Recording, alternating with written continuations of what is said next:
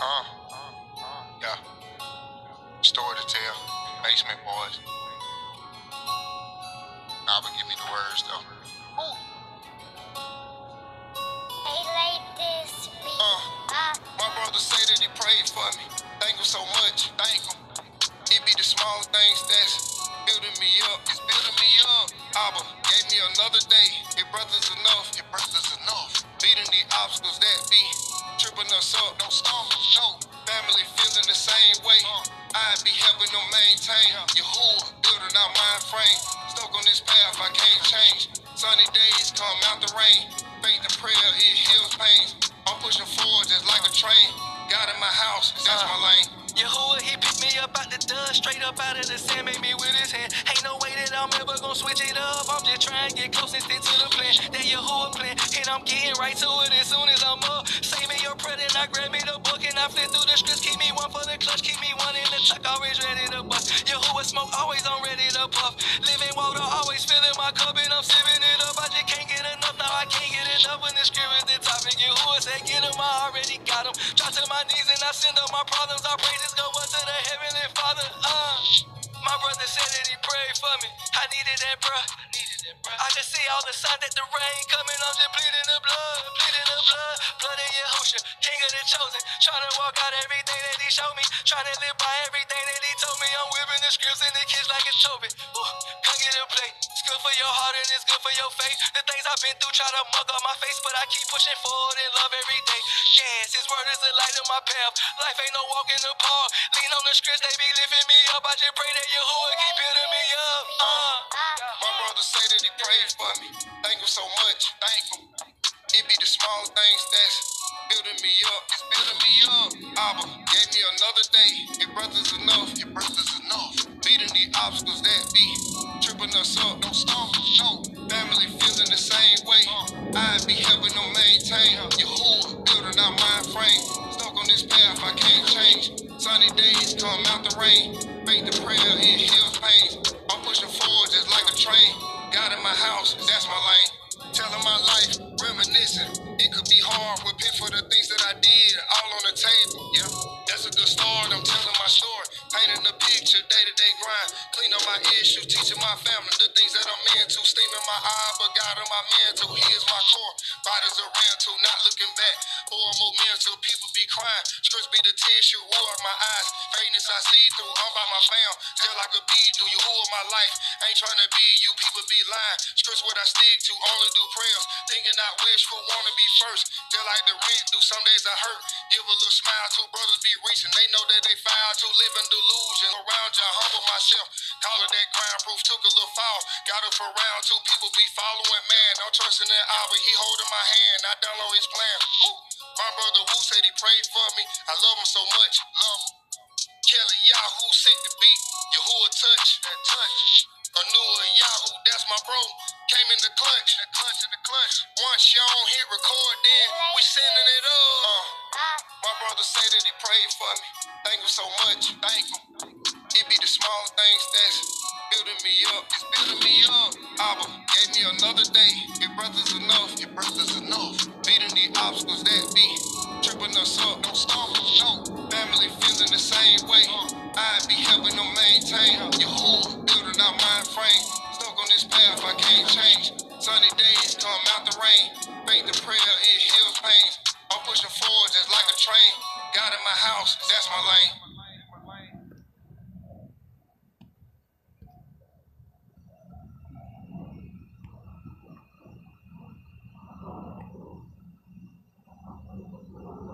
Imagine you going into war and you're not knowing how to fight, because you don't know the promises and things of God for your life. Peace for the street.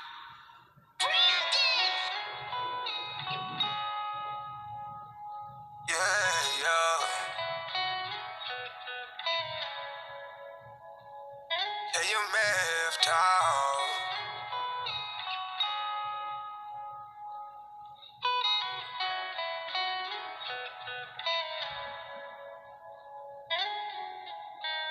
I got this battle down within. I feel the pain, but your hand keeps me planted. And you the other side. You gotta stay on the course. Gotta sharpen your sword through these times of war. Hey, you ever felt off with your helmet off? You let him inside your head, man, they would try to lie and take your thoughts. It's ghetto life with these yellow lights, telling me slow down and be careful, you could be the next tonight. Man, keep your Nikes on with your shoes tied. They did they best to make my mama get her tubes tied. Brian and Ryan, twin the woo, twin tower in me. God put his power in me, God didn't put no coward in me. Come pray for me, intercede for hours with me. Wash away my worries, there's no doubt it's in me. Yeah, I relate to so much.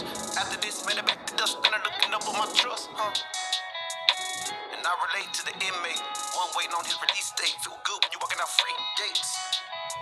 And I relate to the church man, the one who known as the worst man, but truly set free from the curse. I got this battle down within. I feel the pain, but your hand keeps me planted.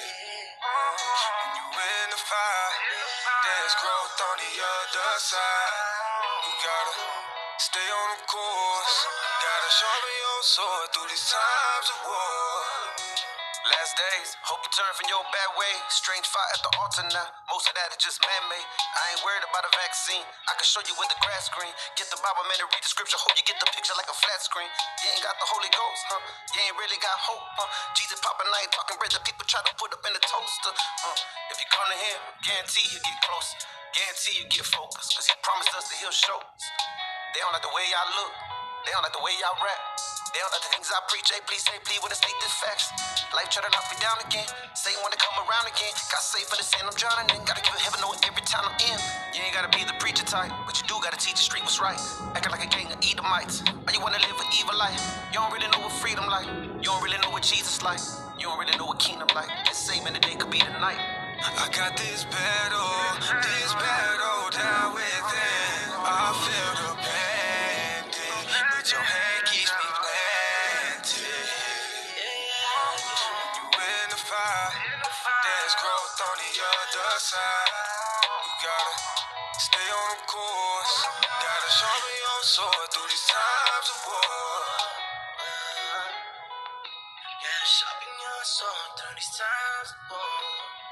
Imagine you going into war and you're not knowing how to fight, because you don't know the promises and things of God for your life. When you roam, they will lead you. When you sleep, they will keep you. When you're awake, they will speak with you. For the commandment is a lamp, and the law is a light, and reproofs of instruction are the way of life. In the mighty name of Jesus Christ of Nazareth, man, sharpen your sword, soldier. He says, I will instruct you and teach you in the way you should go, and I will guide you in my eye. Times of war, my Lord.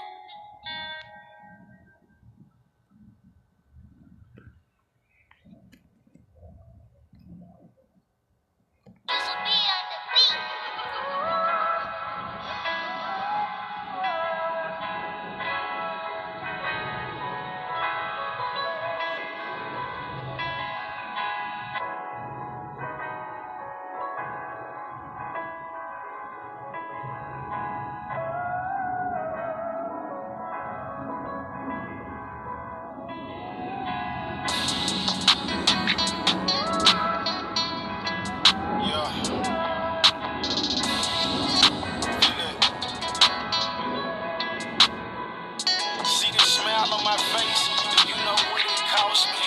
Tell me they love me, then they turn around and cross me. They say your mama wanna see me in a coffin. One for all the real spill, I would've lost it. Well, I'm never present when they talking about me, and this often. No sweat, I'm suited for it like the office. Cause betrayal had to learn to move with caution. Never strong too much, that's what it taught me. Dropping salt, they just give me more flavor. Keep the law, they just give me more favor. Think first when you approach and engage them. Steady spirits wanna know their behavior. We was hurt but couldn't show that it favors. Down and out, we lost everything all we had with no prayers. What's the use of the game if it don't come with no players? I was tired of that. You full of pride, I can't vibe with that. What you speak, you can die for that. Talk ain't cheap. So blessed, the neighbors think we selling dope.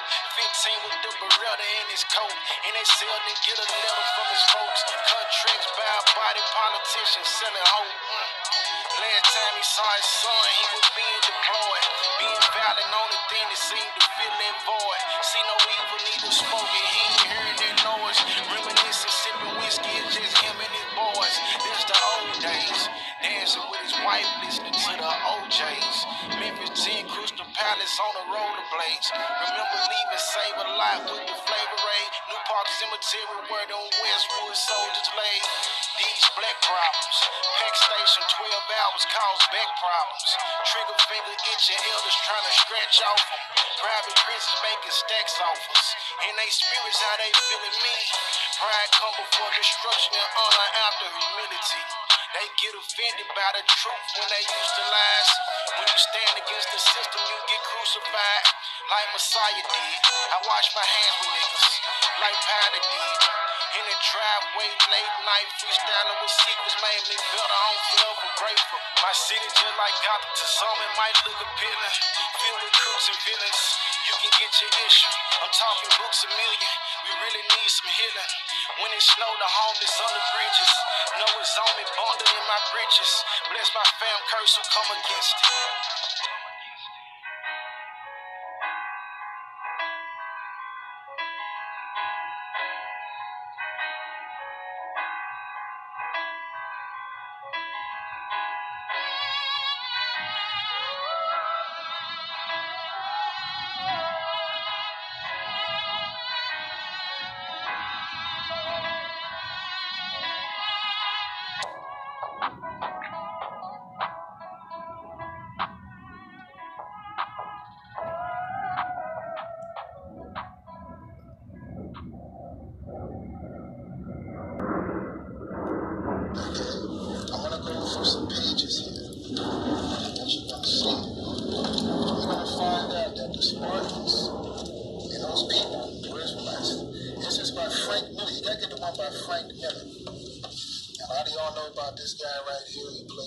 He played a good show. It was pretty good. But now we're going to see this book that I got here, by the way. I bought this 4 years before the movies 300 even came out. And I was surprised at the images that we're going to prove that the Spartans were black people. He used in here, but I never put it together until the movie came out.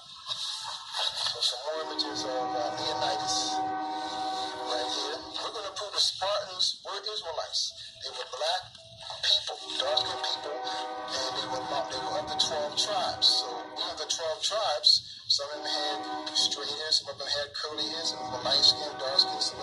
I'm going to post this link in my description box. You can watch this on your own. Might have been from Indian descent.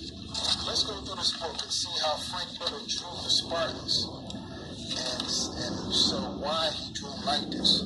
As you see, you can see the braids right here of the Spartan warriors. You can see the L on the shield. Alright? Look at this guy. Another Spartan warrior. And then what this L means later on. And who was this? Look up here. Sacred Sparta. Okay? It was also called Laconia. Got them brown skinned Spartan warriors here. Here's Ipsy. Look at this guy. Pictures here. Black, brown, better. Look at that. It's alright, but not here. Here you go over here. Spartans were dark-skinned people. Okay, I'm just skipping it. I'm going to put this in my description box. Okay. I'll put this in my description box. Now check this out.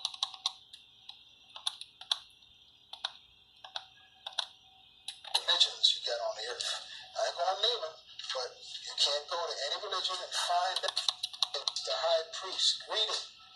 It is found in writing that the Macedonians and Jews are brethren, and that they are of the stock of Abraham. So now you see, this is the Apocrypha, by the way. This is part of the Bible. You can find the Apocrypha was once written in the Bible when King James had it translated from the Hebrew to the Greek.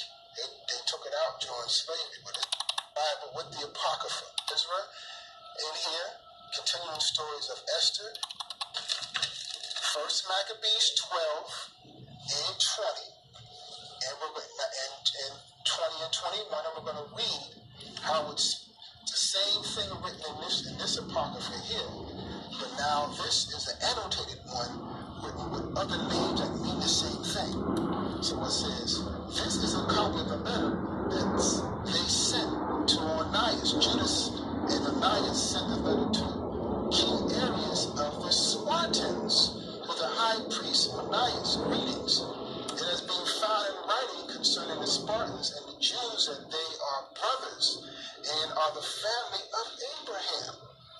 So see how it's saying the same thing, but it's saying writing. Why? Mark 41, older the book, passed by Elson. Very old book, 19. Why is that? Well, let's see what happened here. It's another book, Modern Times and Living Past by Elson.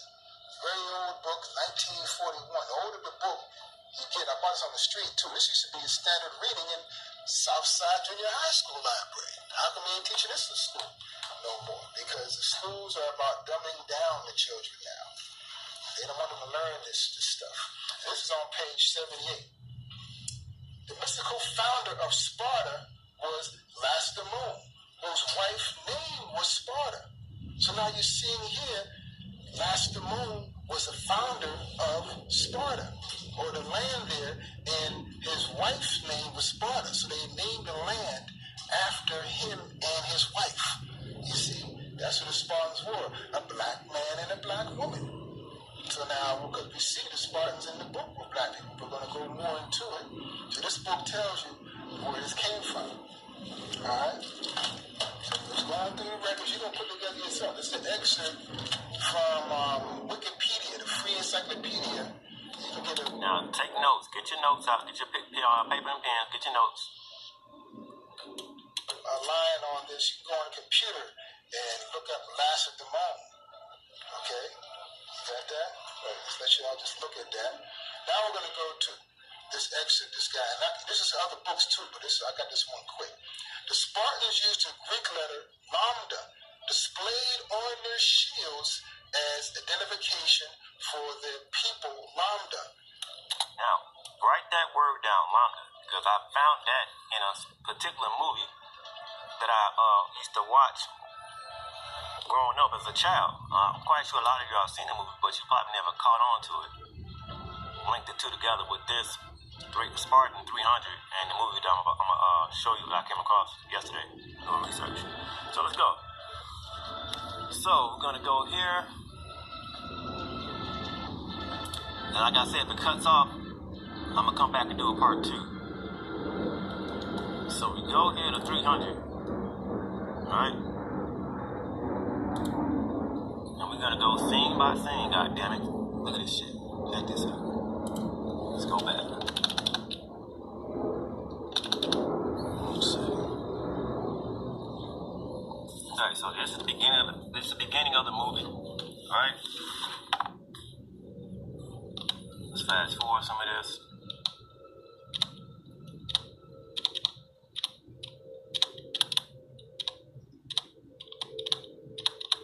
Okay, so we're going to the book. There's Frank Miller 300. Okay. There's chapter 1 for honor. Don't you see that? These niggas got braids. Things of that nature. Now, remember in the movie, you have the guy, he's narrating. He's talking about what's happening. Okay?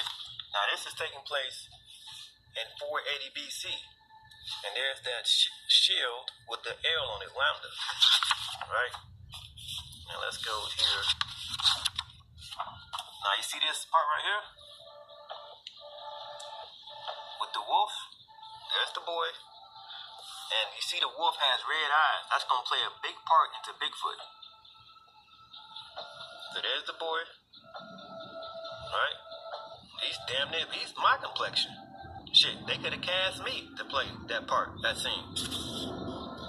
Look at them, all these white people. Alright? Okay, there's Leonidas. Look at that. Black dude. Okay? Now, let's go here. If you have a movie, if you have the movie, follow along. Alright, follow along. Because the scenes and the book and the movie are identical. The same damn thing. There's the Persians riding on horseback. Here it is right here in the book. They're riding on horseback, right? It says, barely a year ago, Spartan, uninvited guest. Okay? So now here's the king. Here's the messenger, Persian messenger. He's riding to Spartan, right? And he says, show me your king. I bring word from the great Xerxes. So here it is right here. There he is right there. They are right there. Right? There he is doing a stance, what we just looked at. Right here. Same setup. Look at this, man. The same setup. He says, I don't know. He says, I don't know. Our king is a very busy man. Right? He says, and he's got an acute sense of smell. Persian, could we offer you a bath? Okay. And the guy from Persian says, Greek arrogance, it will be the death of you all. Be afraid, Spartan. Sparta, he says, be afraid. Sparta will burn to the ground. Only the word of the king Leonidas can save it. Okay? So this is that same scene. Let's fast forward a little bit. Okay?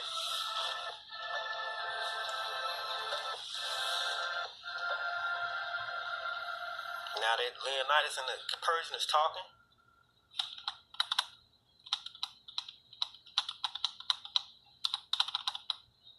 one second.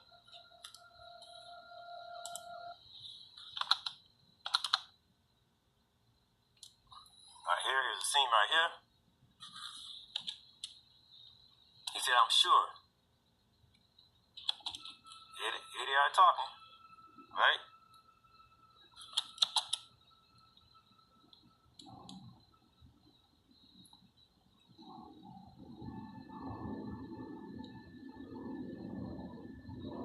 He said, what message do you bring? What scene is that? Right here.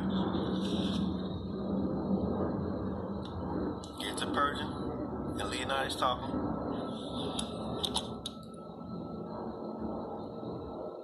He said, earth and water. He said, Leonidas said, you rode all the way from Persia for earth and water? Right here. Here it is right here. Earth and water. You rode all the way from Persia for earth and water? He says, don't cry. Don't be he says, what is that? Don't be stupid. You can offer neither. Okay? I'm showing you the scene by scene. It's the same exact setup.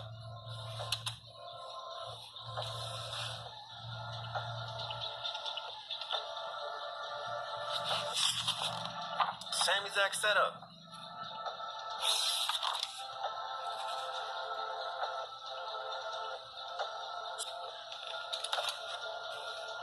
He says, after all, we Spartans have our reputation to consider. Still, I hate to be rude. There's got to be a diplomatic way to handle this. It says, choose your next words carefully. This is a Persian talking to Leonidas. All right, now they get to this thing. When he kicked through down the well, let's go to it. I'm breaking this down, man, scene by scene.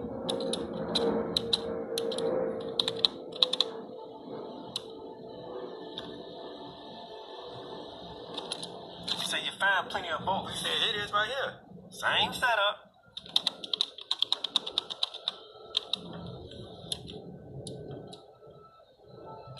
Right there. And this is Spartan. Look. It says earth and water. You'll find plenty of both down there. He says, you're a madman. No Persian man or Greek. No man threatens a messenger. Same damn thing, man. Read. Pick up the books and read. He said, the Persian said, this is blasphemy. This is madness. Let's go back.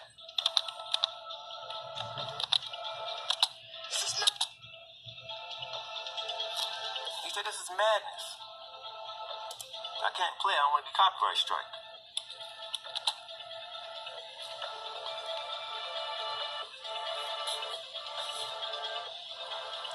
See that? He's about to kick him. He turned back, look at the woman.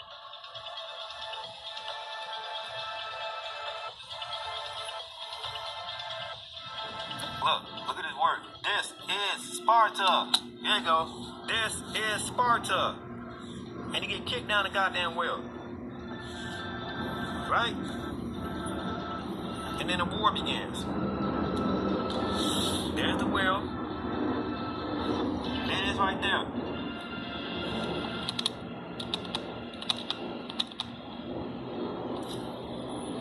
Now, I'm gonna stop it right here. I'm gonna upload this. And we're gonna break it down. We're gonna keep on going. So right now, look at Leonidas. Same damn setup, right? Here he is right here. The same damn thing, man.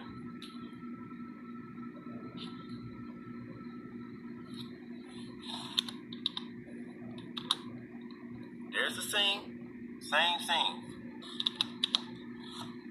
Right here.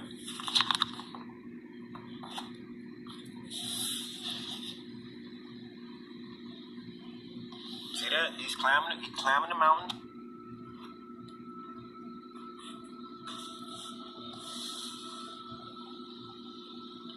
He's going to meet with the oracle.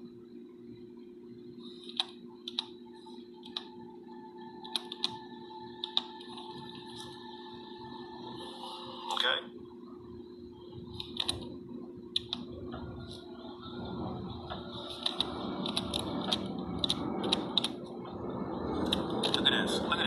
Look at this. Same setup, man. Read the book. Read the book.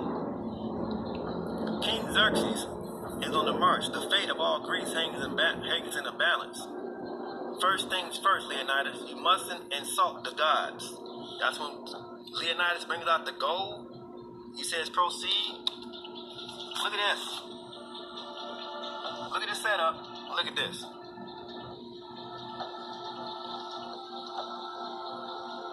Same thing. Come on, y'all. You can't donate to me? Right here.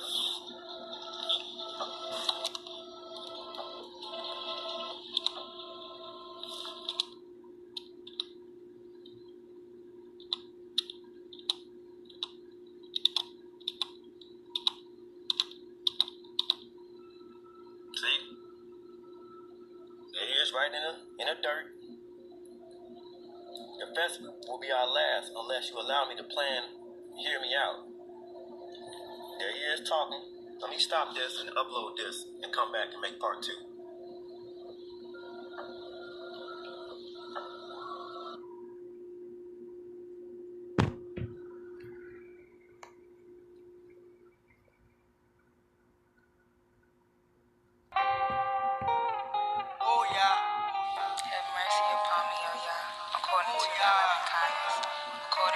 Multitude of thy tender mercies, blot out my transgressions, wash me thoroughly from my iniquity, and cleanse me from my sin. For I acknowledge my transgressions, and my sin is ever before me. Against thee only have I sinned, and done this evil in thy sight, that thou mightest be justified when thou speakest, and be clear when thou We should be dead, yeah. All of the stuff that we did. Wondering how you forgive. Swimming in all of these sins. I had mercy on your kids. We ain't really know why we should leave. We was told to total opposite. The water all banana we can see. Thank you for waking us up at the end. Dang love, I don't know what it is. Could've kept us dwelling in our sin. Think of Marcy, how we could repent. Coming back to the old covenant. Never know when he coming again. When he coming to spin. Everybody that caught in sin. Fire into station, I hope that you win. Let it go, let it blow right with the wind. You gotta endure the pain right to the end. Repairing again. The water arbiters for showing your favor. Know our trial, tribulations, and labor. Everybody waiting right on the Savior. Everybody waiting right on the Savior. When he gon' come with a sword. everybody gon' be caught in the law. He right there, nigga killing galore. He right there spilling blood on the floor. He gon' be mad cause he died for you. When that tree gave his life for you. Really took every strike for you. Keep commandments, that's what I would do. Oh yeah, we should be dead. All of the stuff that we did. Wondering how you forgive. Swimming in all of these sins. Have mercy on your kids. We ain't really know why we should leave. We was told the total opposite. The water harbor, none that we can see. Thank you for waking us up at the end. If they ain't love, I don't know what it is. Could've kept us dwelling in our sin. They gon' march you out, we could repent. Coming back to the old covenant. Never know when he coming again. When he coming to spin. Everybody that caught in their sins. Oh yeah. Oh yeah. Oh yeah. Oh yeah. Oh yeah. Oh yeah.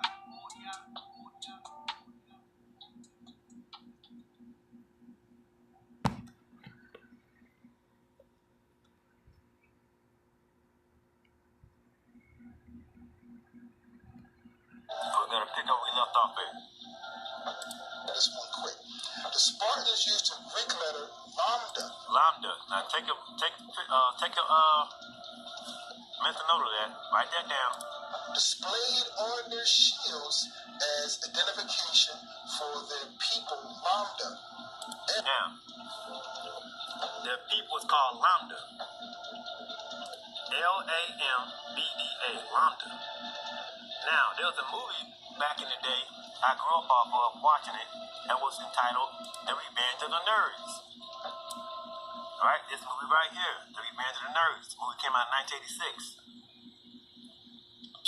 And Revenge of the Nerds, they are a group of people, and they pledge and try to get in certain fraternities, but they keep on getting rejected.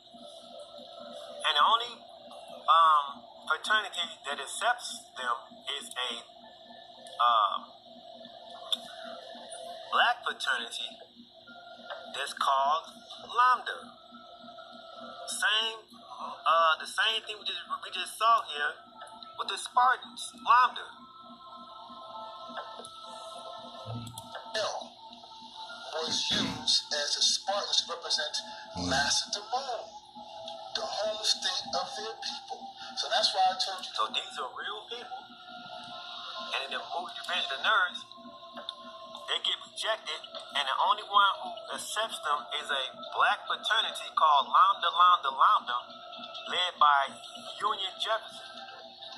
Now, who is Union Jefferson? Union Jefferson is played by what? A black man named Bernard Casey. So Lambda,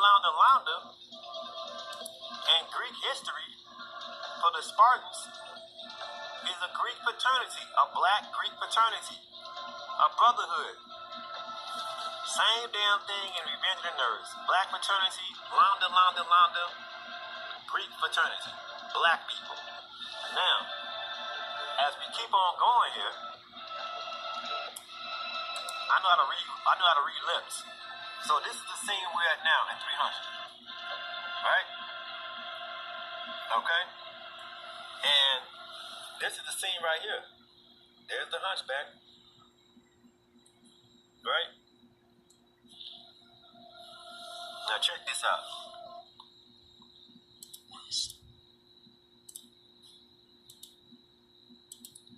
Look what he's saying.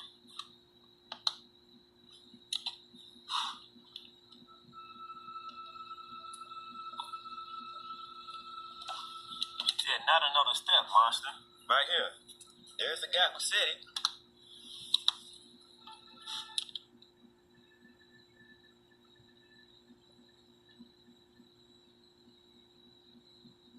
Not another step, monster.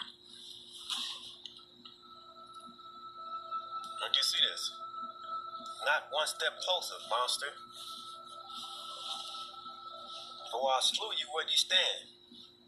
Leonidas tells him, I gave no such order, King, Captain. Back off, right here.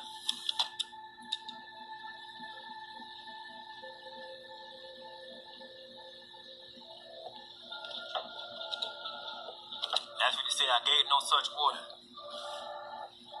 I gave no such order, Captain.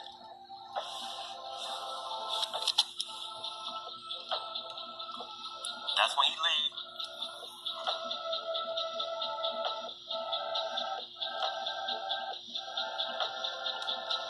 He said, please forgive. I'm reading his lips. He said, please forgive the captain. He's a good soldier, but a bit short on manners. This is what I'm saying. Right? It's the same setup, same scenario. Okay? I can read this book and put the movie side by side, the same dialogue. The same dialogue, same setup. It's when they finna fight, the Persians come and get them, right? I'm gonna show it to you. They about to fight.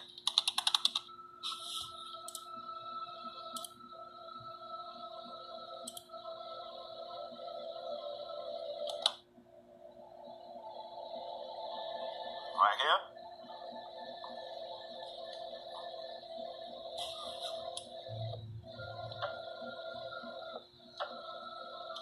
See that?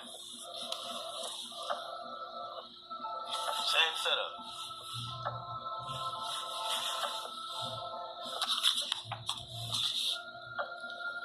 Right here, they fighting them.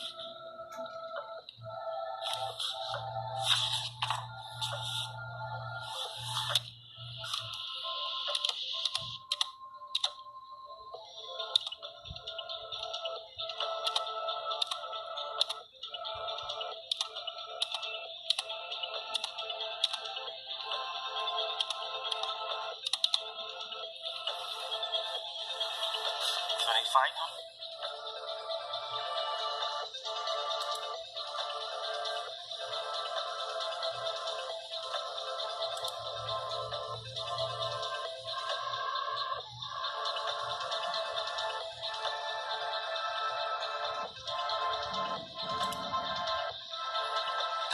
Here's the part right here.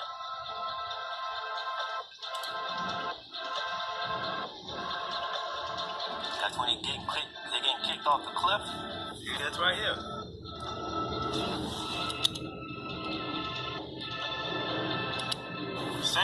Same scene. Look at that. The same scene.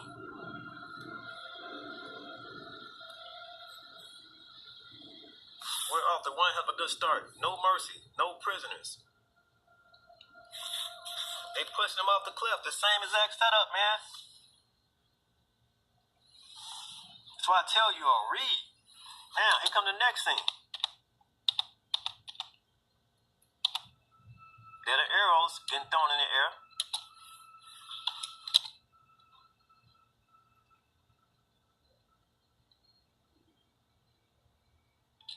Look at that. Same scene. Same scene.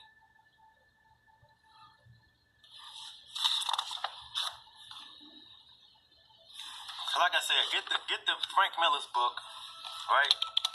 300, and it's the same scene. The scene that's in the comic book is the same thing they got in the movie. The same dollars, the same word for word dialogue.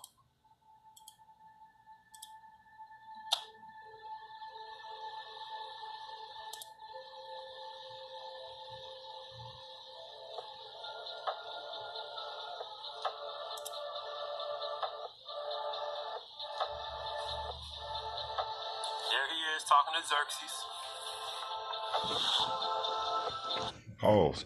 And I got some more to show you, families. So Yashar'Al, families, as you tend to see like a transition of like history, different dispensation, different eras, different ages, different times, different seasons. You know what I'm saying? Its purpose, families, is starting to, be fulfilled in a certain situation. You know what I'm saying? So they just bringing out historical facts. You know what I'm saying? Families, they made it comical, y'all. But families, when you go to the Apocrypha, it's telling you about these 300 Spartas. The Lambda. Like what? Deep. And I be in the Apocrypha, man. Families, they even put that in your KJV. And then families, they put different parts of it, families, in certain books that they know that certain people weren't going to get into. Interesting. Let's continue. Interesting.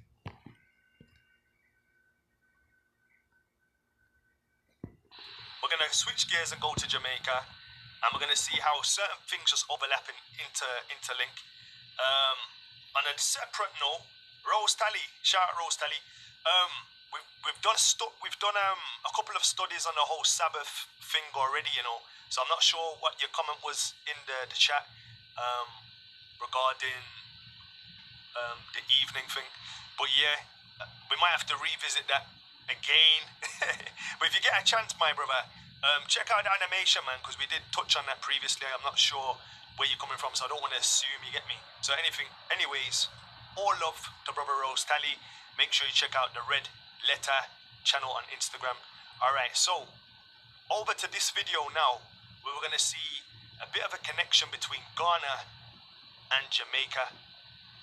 It's like a bag. It's like a bag. Alright, that was not the right video. It's like a bag. Actually, you know what? I think I've missed the video, you know. How are this? Alright, wait there. It's like a bag. Mo ba she biye. Mo ba. Ago. Yeah. It's like a bag. Alright, before we get to Jamaica, let's go to South America just to show the connection with Ghana and the South Americans, yeah? Across the country, it is Ago. Yeah. Fatuma Bama. Kama daddy. Ese combo. Mama. Peshani. Onyolele. Utu nani ota. Aga. Seka. Ga. Bata. Tobete. Sokoli. Sakadado.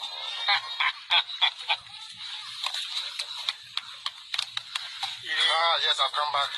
Satoto. Kosa. Bidi Mumbai. From Mumbai. Tatarele Tuanu. Kataro Sekama. Sakala de Road, Dida. That's anu. Mumbai, no Dawson. Pico de G. Tabadada.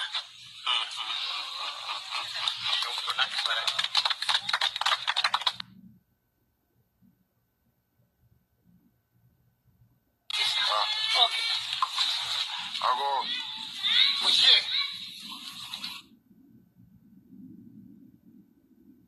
Alright, so there you see a man from the continent touching base with a man in the American continent, more precisely South America, and they're able to have an immediate rapport, dialogue, and connect. Even if they weren't able to speak the same tongue linguistically, they'll be able to connect because they look similar. You get me?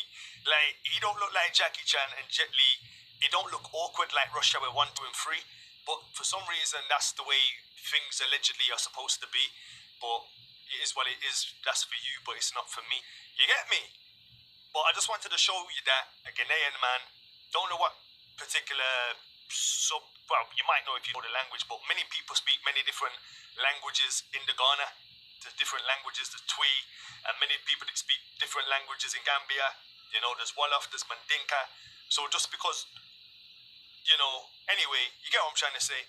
Let's switch gears. Let's go over to Jamaica. across the country, and particularly along the coast, evidence of the European presence in the slave trade in the 14th century abound.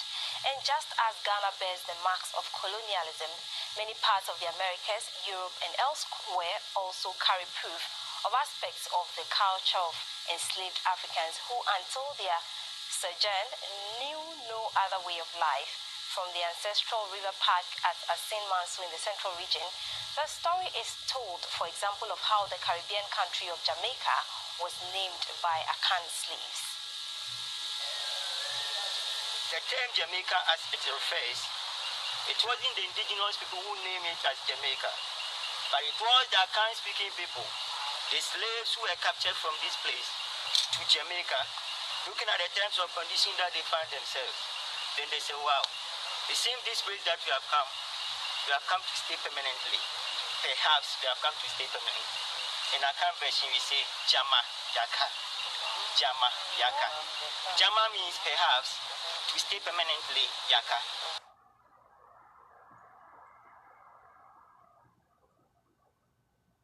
Perhaps we have come to stay permanently. In our current version, we say Jama Yaka. Jama Yaka. Jama means perhaps to stay permanently Yaka. So Jama Yaka. So continue pronunciation, the Anglicized they make it Jamaica, Jamaica, Jamaica. The slaves who were captured from this place to Jamaica, looking at the terms and conditions that they found themselves, then they say, wow, it seems this place that we have come to stay permanently. Perhaps we have come to stay permanently. In our current version, we say Jama Yaka. Jama Yaka. Jama means perhaps to stay permanently Yaka. So Jama Yaka. So continue pronunciation, the Anglicized they make it Jamaica, Jamaica, Jamaica. Yeah, man. So, many people, growing up, we're told our people go back to the Ashanti, our people are the Ashanti, our people are the Ashanti, we're the Ashanti. No one in Jamaica was going around saying our people are, Jackie Chan and Jet Li. No disrespect to Jackie Chan and Jet Li. I like their films and movies, very interesting, entertaining and whatnot. But I don't know what it is in America. Now I'm going to say this, yeah. Now when I say this, when I defend the truth, some American trolls, notice I said American trolls, not American people, because I love my brothers and sisters in the America, let's get that straight. But some American trolls or some agent trolls or just some agents, you get me? They were like, he doesn't like us because he don't like our chart. Yeah, I don't like the chart, bro, but that don't mean I don't like American brews. Are you crazy? How no? Like, you're my people, we're people. But what I'm saying is, these people that are in America that are pushing this dopey chart, bro, it's just ridiculous, bro. I'm talking to you people, not to my brews in America that ain't pushing that nonsense. You get me? They're the people I'm talking to when I'm saying what I'm saying. And also, when I show the connections with our people, and I say, yo, why are you always trying to write off Ham? Don't you know that some of our ancestors are part of Ham too? They'll come off with these one-liners. You get me? And I'm saying, bro, but you want to mix with Jackie Chan and Jet Li. How does that make sense? Like, how can I go to Asia and blend in with Jackie Chan and just blend in and how can I just blend in with Jackie? How? Furthermore, how? And then, when you thought about that, how? But then I could blend in with some of these people. You could blend in with some of these people, but then you'll say these are not your. This don't make no liquor sense, man. So I'm talking to those people, those agents, those clowns. I don't care if you speak Hebrew, Yiddish, Israelitish. I don't care, bro. I'm saying this just to qualify a point, because I have so many trolls. He doesn't like American Negroes. Shut up, bro. Of course I do. Your family, bro. But I just don't like the stupid chart. And I know not everybody in America subscribes to the silly, asinine chart. So I'm just speaking to those stiff-neck. It's 2022 and you're still pushing some zibby-zibby-jibby-jibby chart. I'm talking to those people. I'm talking to that mess. Now, there's innocent people who think it's true. I'm not talking to you. I'm talking to the people who know it's fake. I'm talking to people who know it's fake and are pushing the fake thing. I'm talking to you who are outside on the roadside pushing your Blanquia mental charts. I'm talking to you. So I just want to qualify and clarify who I'm talking to so you know who I'm talking to, so I can't be misquoted for saying what I'm saying. You understand what I'm saying? Just had to get that right. Now he's saying, Yama, Maker, perhaps we've come here to stay permanently.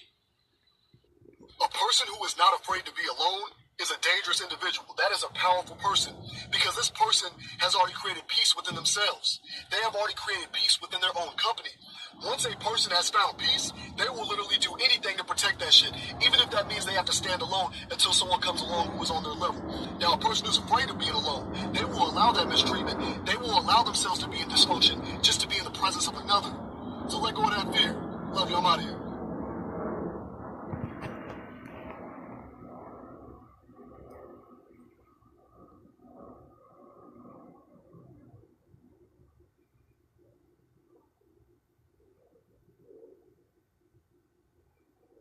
I mean, I think the phenomenal change that's come about in the last 2 or 3 years is there probably isn't a child over the age of 6 that isn't deeply concerned about climate change. I mean, there were reports in the past, but now the takers of the world are on those problems, whether it's droughts, whether it's storms, whether it's the seaside being ruined, just undermining life. Everything. And in a way, Corona has slightly, I'm afraid, eclipsed the importance of this conversation. No one's saying Corona isn't incredibly devastating, but actually we do need to think long-term about the planet. Yeah, and it's a distraction, well, more than a distraction, it's a tragedy, but it does have that knock-on effect. Distractions.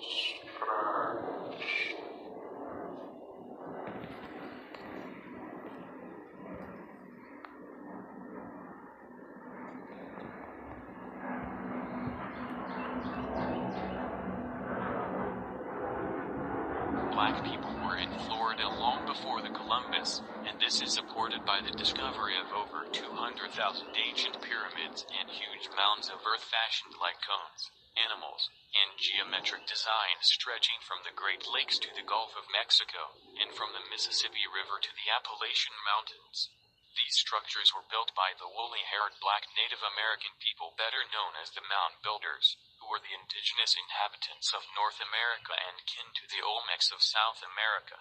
On the left is an ancient Negroid basalt mask, 1879, depicting what the ancient American looked like before the arrival of Columbus, and on the right is a black Californian native.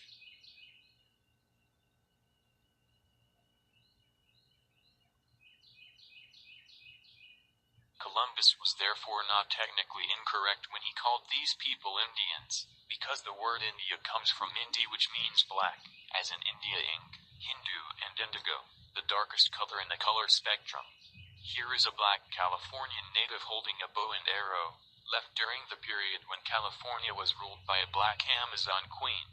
On the right is a black Cherokee, included within the ancient native black nations of America before and after Columbus were black Indian man, the Washita of the Louisiana, Midwest, the Yamasee of the Southeast, the Iroquois, the Cherokee Indians, the Blackfoot Indians, the Pequot and Mohegans of Connecticut, the Black Californians, Califians. Cal in California literally means black, after the name of the Great Mother Kali, Queen Califa, the Olmecs of Mexico, the Darionite of Panama.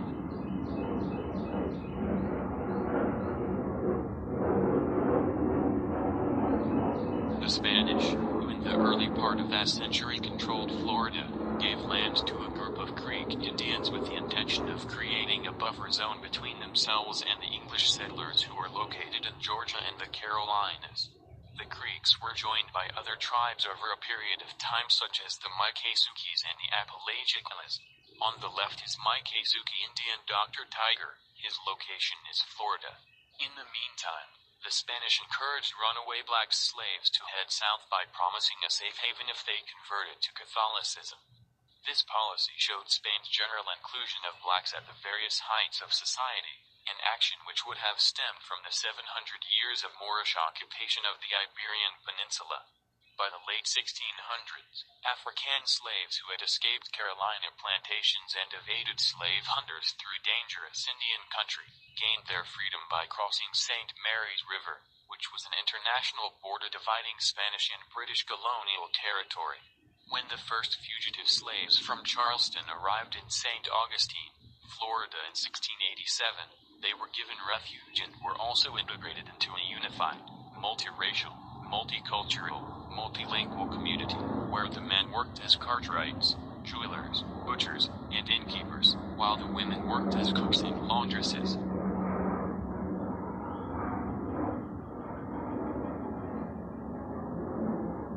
Others became farmers, ranchers, cowboys, interpreters, hunters, small business owners, traders, and warriors.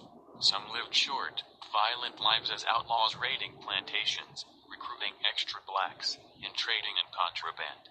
In this new environment, these blacks showed the ability to adapt, to be creative, and to survive. By 1738, these former slaves had formed the first free black community in North America known as Gracia Real de Santo Teresa de Moes, or in short, Fort Moes. This outpost was established to protect the capital of Spanish Florida, which covered from the Gulf of Mexico to Georgia and South Carolina, but it was also to assist the Spanish in weakening the slave-based economy of the English settlers in the Carolinas.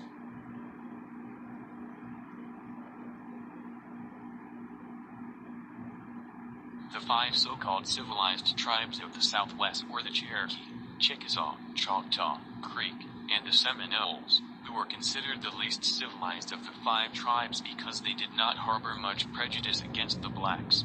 However, the U.S. Army kept harassing the Seminoles since they were the only tribe who was opposed to slavery, because they were aware that the blacks who were being sold into slavery were a part of them, their distant cousins and relatives.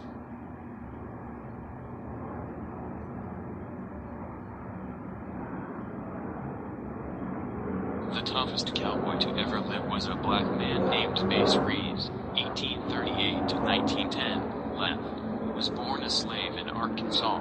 He made friends with the Seminole and Creek Indians, learning to speak their language, and was also able to communicate very well in the languages of the other five civilized tribes.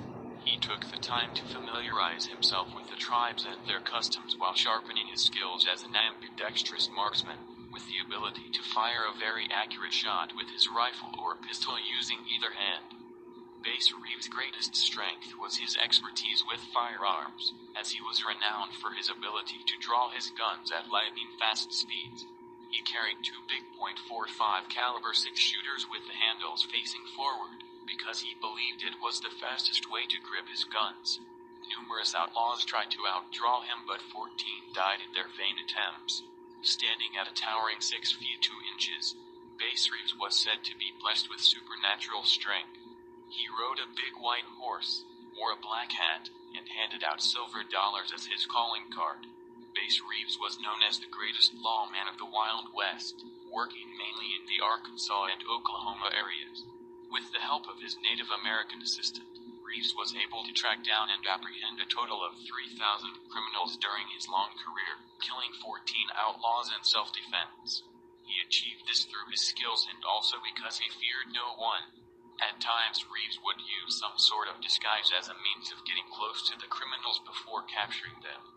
Bass Reeves therefore acquired the reputation as one of the most successful lawmen in the Indian Territory. His record of 3,000 arrests. Pause. Man, shalom. King Yashar'Al is in the building. Salute, respect, King. All praises, bro. You ain't missed much, bro. But we did just go over families. Man, the true history families of the Lambda. The Lambda people, man. Like, this stuff is interesting. Like, them just actually being in biblical historical documents, families. That was written down, families, but was supposed to be like lost, forgotten about. You know what I'm saying? But people still wrote that stuff down. This stuff is crazy. So now we're talking about the Cowboys. Families, man, we got some more because beautiful Queen Rachel, she is finna to drop us some jewels into all truth. This right just finna be deep. You know, so we finna get a vibe a couple, you know what I'm saying? Play a couple music joints. And then families, beautiful Queen Rachel. This right here, this is deep. This queen right here, families, went in on this presentation, y'all. I have to show this, y'all. Y'all have to tune in on this one right here. Let's get two music joints in right here.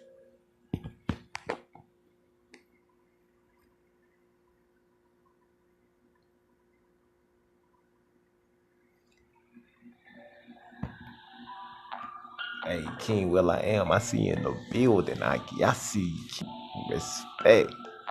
Man, let's go, Yashar'Al. Man, Happy New Year's to y'all, man. Happy New Year's. I need longer than 2 minutes to express my truth.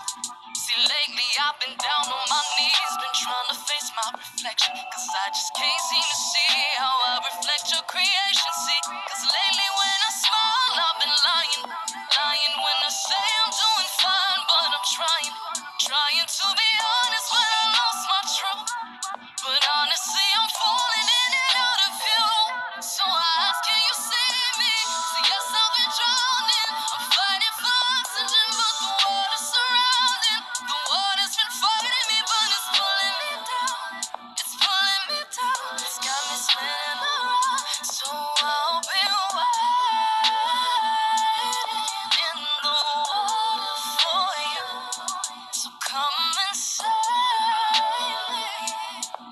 Cause I know trouble's coming real soon. I'll be waiting in the water for you. So come and save me. Cause I know trouble's coming real soon. Real soon. Sometimes I think I got it when I'm lost in myself. Sometimes I wonder if you hear me screaming for help. They always ask me how I'm doing, and I say I'm doing fine. Best believe me, poker faces often come with pretty smiles. So I bury it deep inside the wrong elements. I lost myself and I caught a pen on dark liquor, loving false promises, and I'm bearing my soul to you. Cause I no longer care if you know the truth. So I ask, can you see me? So yes, I've been drowning. I'm fighting for oxygen, but the water's surrounding. The water's been fighting me, but it's pulling me down. It's pulling me down. It's got me spinning around. So I'll be waiting in the water for you. So come and save me. Cause I know trouble's coming real soon. I'll be waiting in the water for you. So come and save me. Cause I know trouble's coming real soon. Real soon. Alright, families, man, we're gonna play one more joint, families, before we go to beautiful Queen Rachel, families. One more joint. Let's go. Let's go.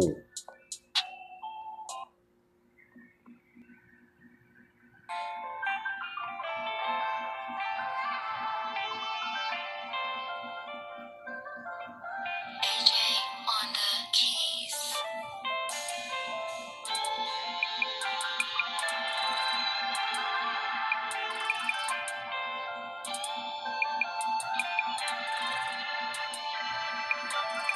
Every time I look around, yeah, it's always trying to save a little money, but I gotta give it up. It's just always something. I be tilting on a daily, just throw my hands up. Give it up, yeah.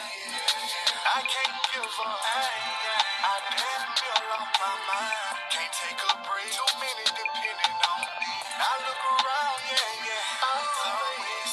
Let me tell you something. I was going through a lot of hell that I could shake the devil's hand.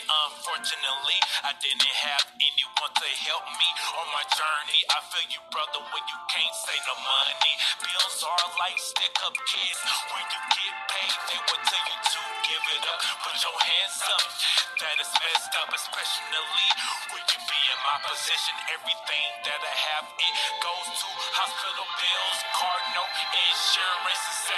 I really want to give it up, but when I feel down, I pray to Yahweh to lift me up. Every time I look around, yeah, it's always trying to save a little money, but I gotta give it up. It's just always something. I be tilting on a daily, just throw my hands up. Give it up, yeah. I can't give up. I damn near lost my mind. Can't take a break, too many depending on me. I look around,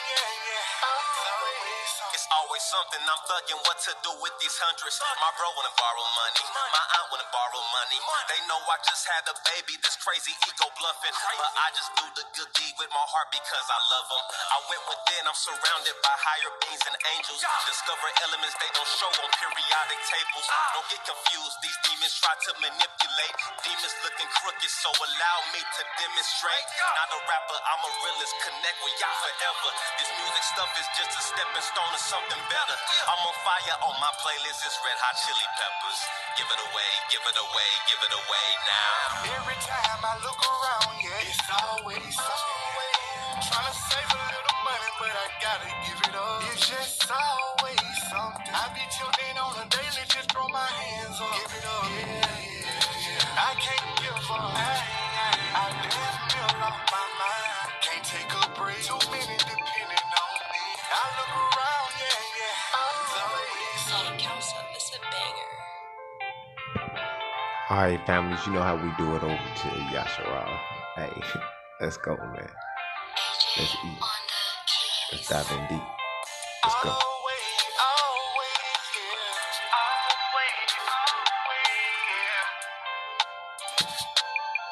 Come on, man. We got you.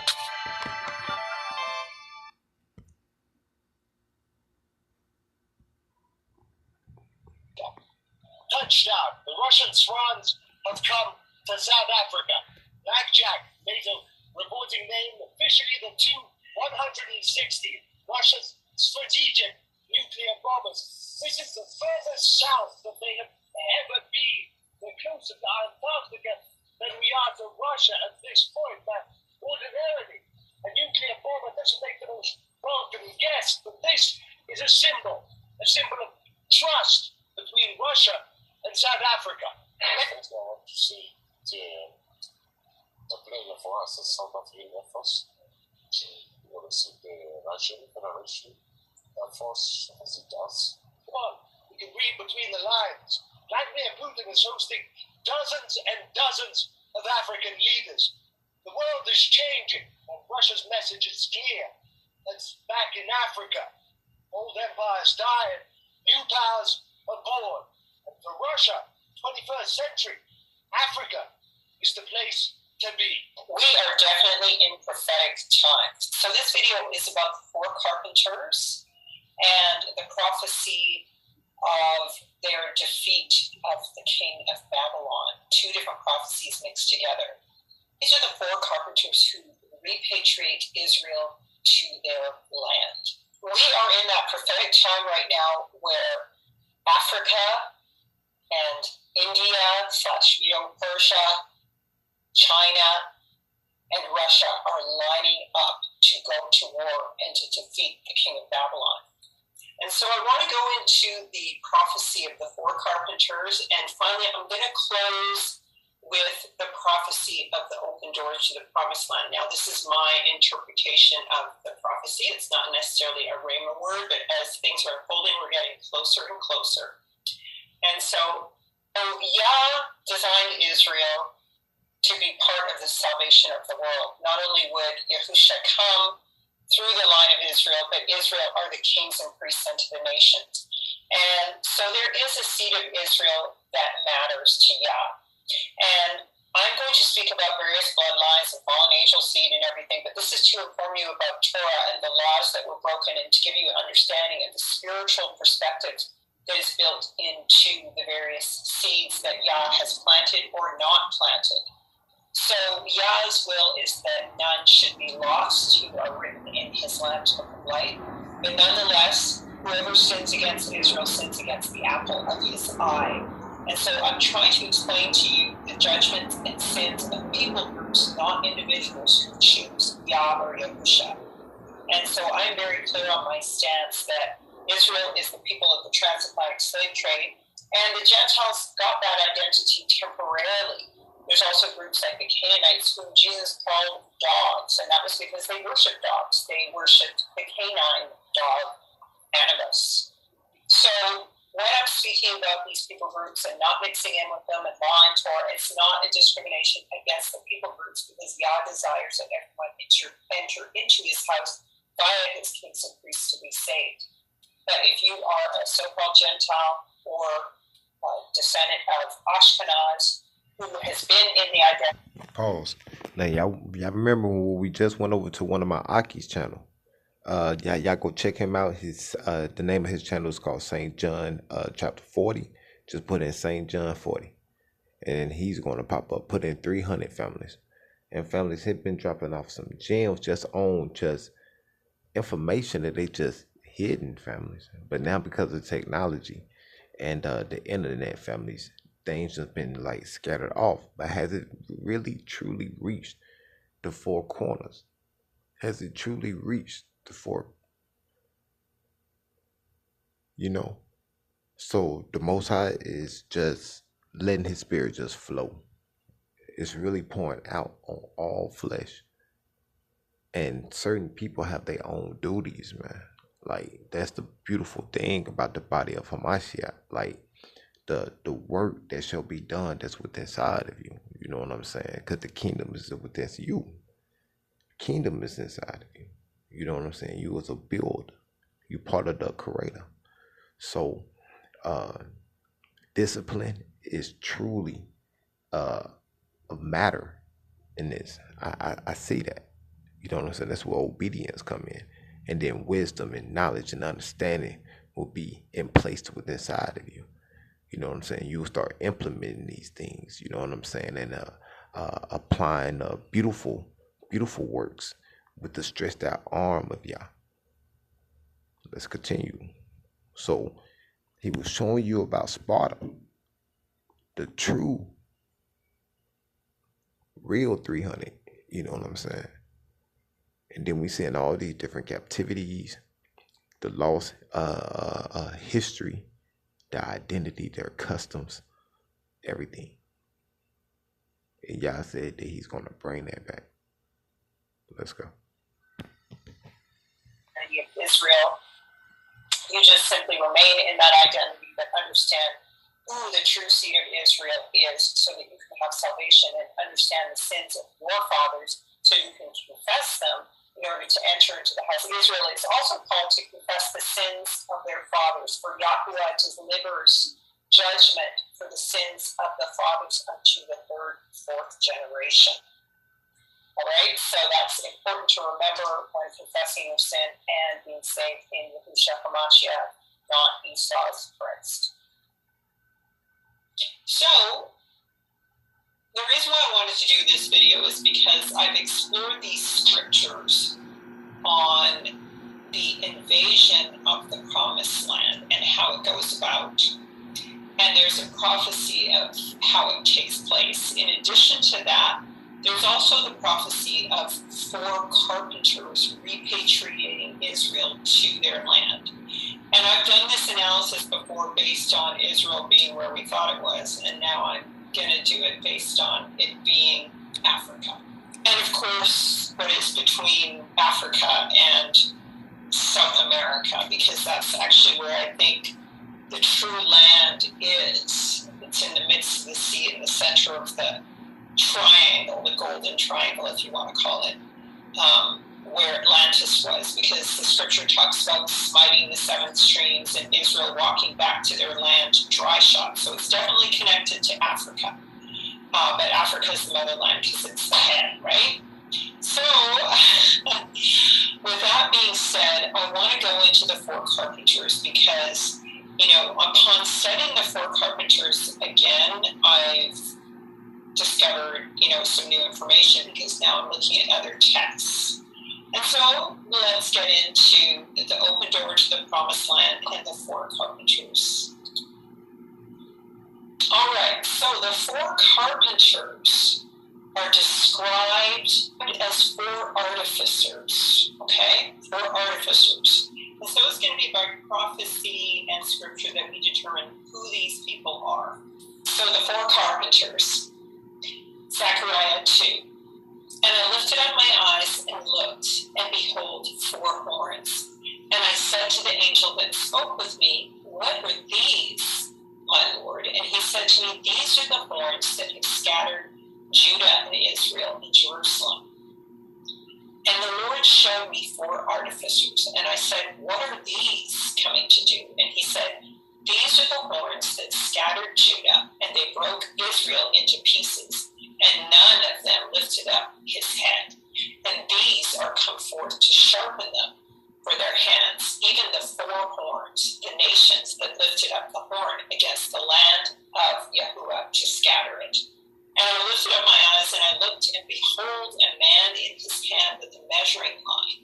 And I said to him, whither goest thou? And he said to me, to measure Jerusalem, to see what is the breadth of it, and what is the length of it. And behold, the angel that spoke with me stood by, and another angel went forth to meet him, and spoke to him, saying, run and speak to that man, saying, Jerusalem shall be fully inhabited by the reason of the abundance of men and cattle in the midst of her. And I will be to her, saith Yahuah, a wall of fire round about, and I will be for a glory in the midst of her. Hallelujah.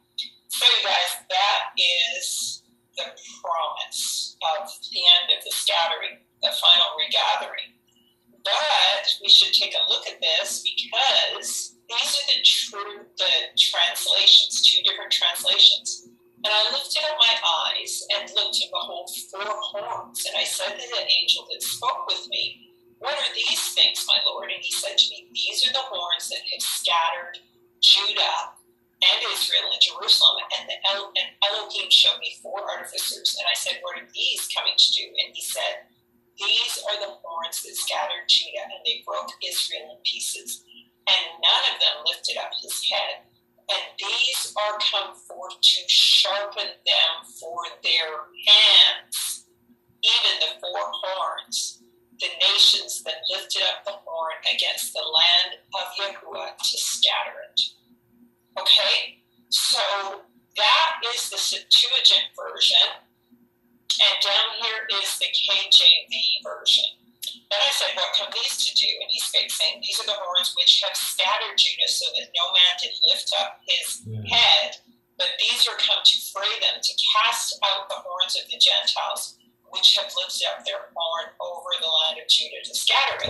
So this is King James, and it's a Masoretic text translated by the Ashkenazis. So it's very clear here when we read that it says these are the horns that scattered Judah, and they broke Israel into pieces, so none of them lifted up their head or had any sympathy. And these are come forth to sharpen them for their hands, even the 4 horns, the nations that lifted up the horn against the land of Yahuah to scatter it. So the same people who scattered and lifted up their horns against Israel are the same ones coming to try to sharpen Israel for their purpose. Now it says in this one, they've come to cast out the Gentiles, which lifted up their horn over the land of Judah to scatter it. But in this one, it's saying that these are the very same ones who scattered it. And I think the Septuagint is right, and we're going to see that that's true. Now, I want to focus on the term artificer. An artificer is a skilled worker, craftsperson, one that contrives, devises, or constructs something, a deceptive or devious person. So we often hear that these are the 4 carpenters. Proper word is artificers. Artificers. And so this is who they are. Africa, Iran, Russia, and China. All right?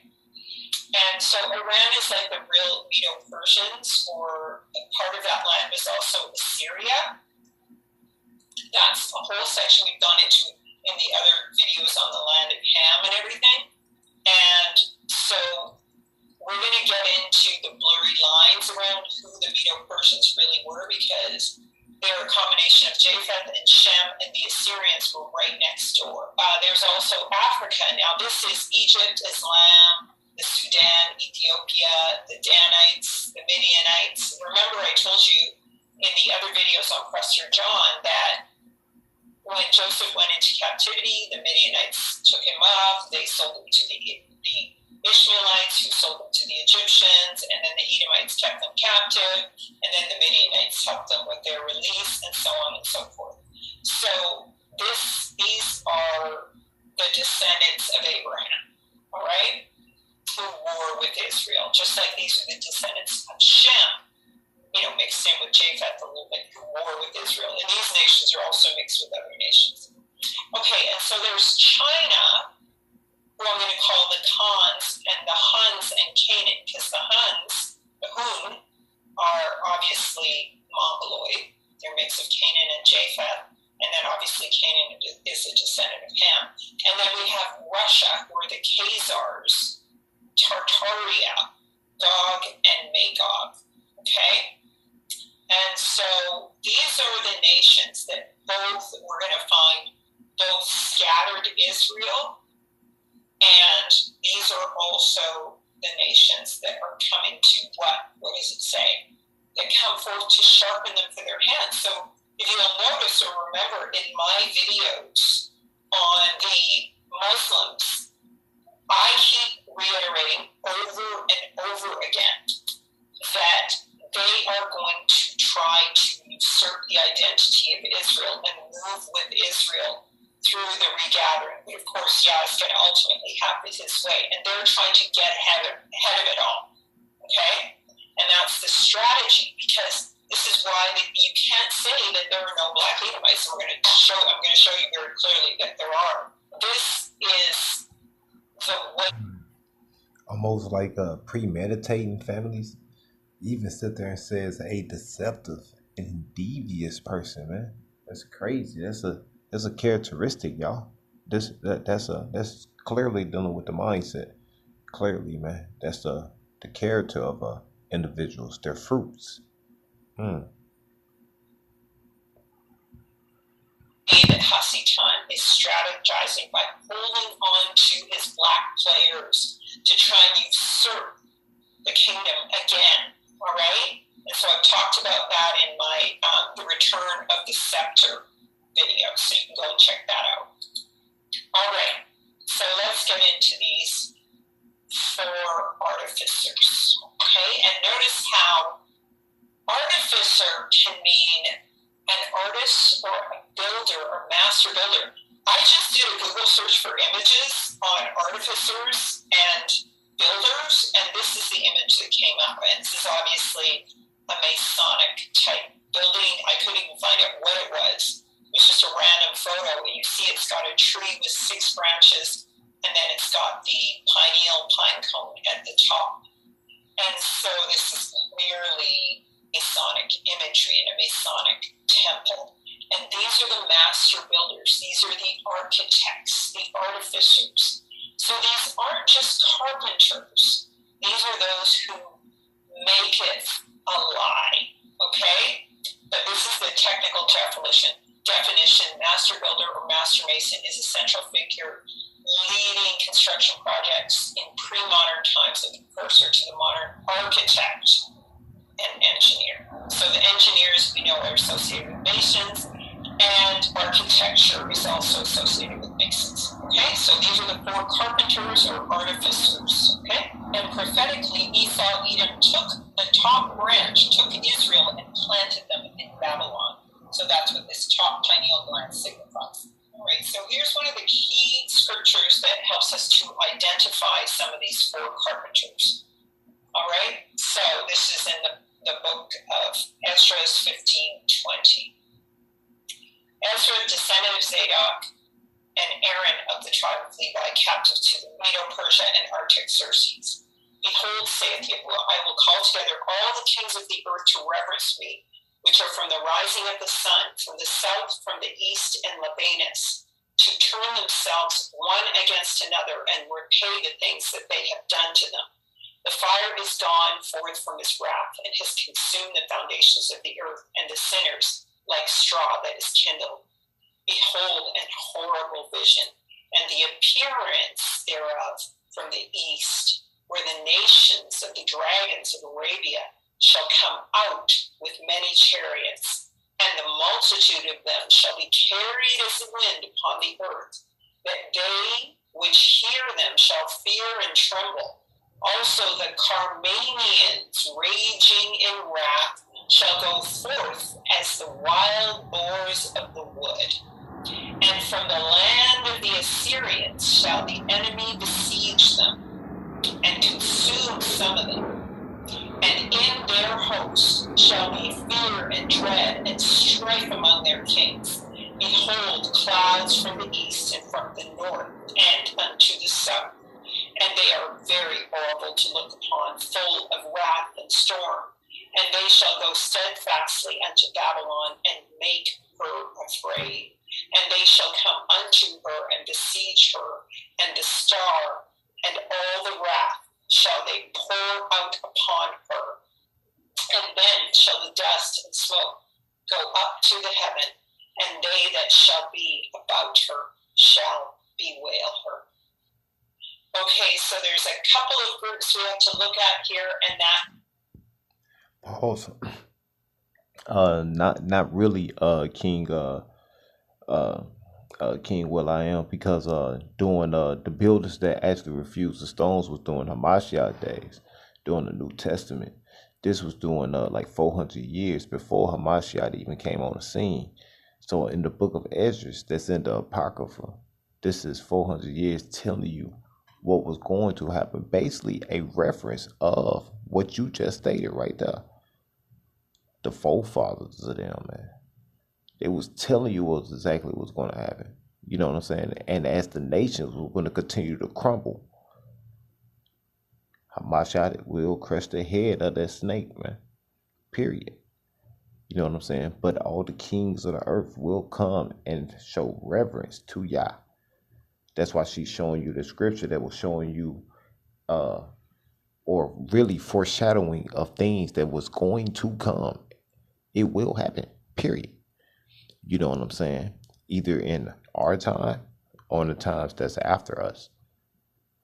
You know, so dispensation is a beautiful thing to understand because it's in your scriptures. Paul used to talk about the dispensations of errors and stuff, you know, dealing with the different assemblies, you know, the different duties in the body of Hamashiach and the body of Christ. So with that understanding and having that understanding of there's are different duties, these are certain people that will come into your life that will refuse that rock. They're gonna refuse that. They're gonna refuse it. Con on that. So with that being said, you can guide them, you can direct them, but other than that, if it just ain't clicking, man, you gotta dust your feet off, man. You gotta keep it pushing. You gotta keep it pushing, you know. So, but she's showing you what other nations with different characters. I'm trying to tell you, family. Esdras is telling you, clearly telling you some deep stuff, man. Some hidden secrets. Like, wow, like why isn't this in our KJV? It used to be in our. They took it out because it says it wasn't part of the canon. What's canon and what's not canon? That's why I like going to Brother Brand TV. That elder right there, he's not afraid to put out certain opinions. Some people get emotional in this, y'all. You ain't supposed to get emotional, man, when it's dealing with doctrine, man. Because you're supposed to hold the testimonies of who? Hamashiach. But people get emotional, y'all. Let's go. We're talking about people who are from the rising of the sun, from the south, and from the you east. Was on point on that, King Will. It's talking about the forefathers, a foreshadowing of what they was going to do during Hamashiach time. 400 Lebanon, years. because we still don't really have the right geography. And the nations of the dragons of Arabia. So we know the Arabians are part of this. People from the so-called East. They always call China the East, but it's not. But there you go. And the Carmanians. Who are the Carmanians? And from the land of the Assyrians. And so let's take a look. So the Medo-Persian kingdom is the second kingdom that is mentioned in the dream of Nebuchadnezzar, the king of Babylon. And it is mentioned that 4 kingdoms would arise that would rule over and enslave before the coming of Yahushua and their return to their land. And so this is represented. Now pause. Now you see how she finna go to tie this up to the book of Daniel, families. Now I think it's in the book of Daniel chapter 7, maybe 7 through 9. You know what I'm saying? Where Daniel is given this vision to Nebuchadnezzar, man. And it's talking about these nations that shall rise. These four heads, man. Let's eat. In this image of this Babylonian statue where the head is of gold and the chest is of silver. And the Medo-Persian kingdom is represented by the chest because it has, it's got 2 breasts and 2 arms on it, and it's a kingdom that is a mixed kingdom of Japheth and Shem, the Medo-Persian kingdom. So Daniel 2:39 says, "And after thee shall arise another kingdom inferior to thee." More detail is given in Daniel 7:5, "And behold, another beast, a second, like to a bear, and it raised itself up upon one side, and it had 3 ribs in the mouth of it, between the teeth of it. And they said thus unto me, Arise, devour much flesh." The book of Isaiah, 175 years before it happened, the Medo-Persian kingdom is also mentioned when it says, "Behold, I will stir up the Medes against them, which shall not regard silver, and as for gold, they..." Pause. Now, family, now you see how she's using certain precepts. She's going here a little and there a little, families, and she's using these numbers, families, these numeric numbers, families. It carries a genealogy of certain things that shall be fulfilled in a different dispensation, in a different era. Certain things have more time, but there must be things that must have to come to pass. You're not supposed to worry about these things. It shall come to pass. You're supposed to be kingdom building, getting your mindset together, getting your temple ready. The top of your throne where your crown lays, the sanctuary of Yah. Your mind, the heart. Families, man, you're supposed to meditate on this word day and night. Pray without ceasing, families, and pray to get an understanding in all things. So that is what this queen is bringing out. You see these numbers, but most people want to refuse the numbers because they think that it doesn't matter. It does, y'all. That's the reason why it's in your Bible. He tells you about times and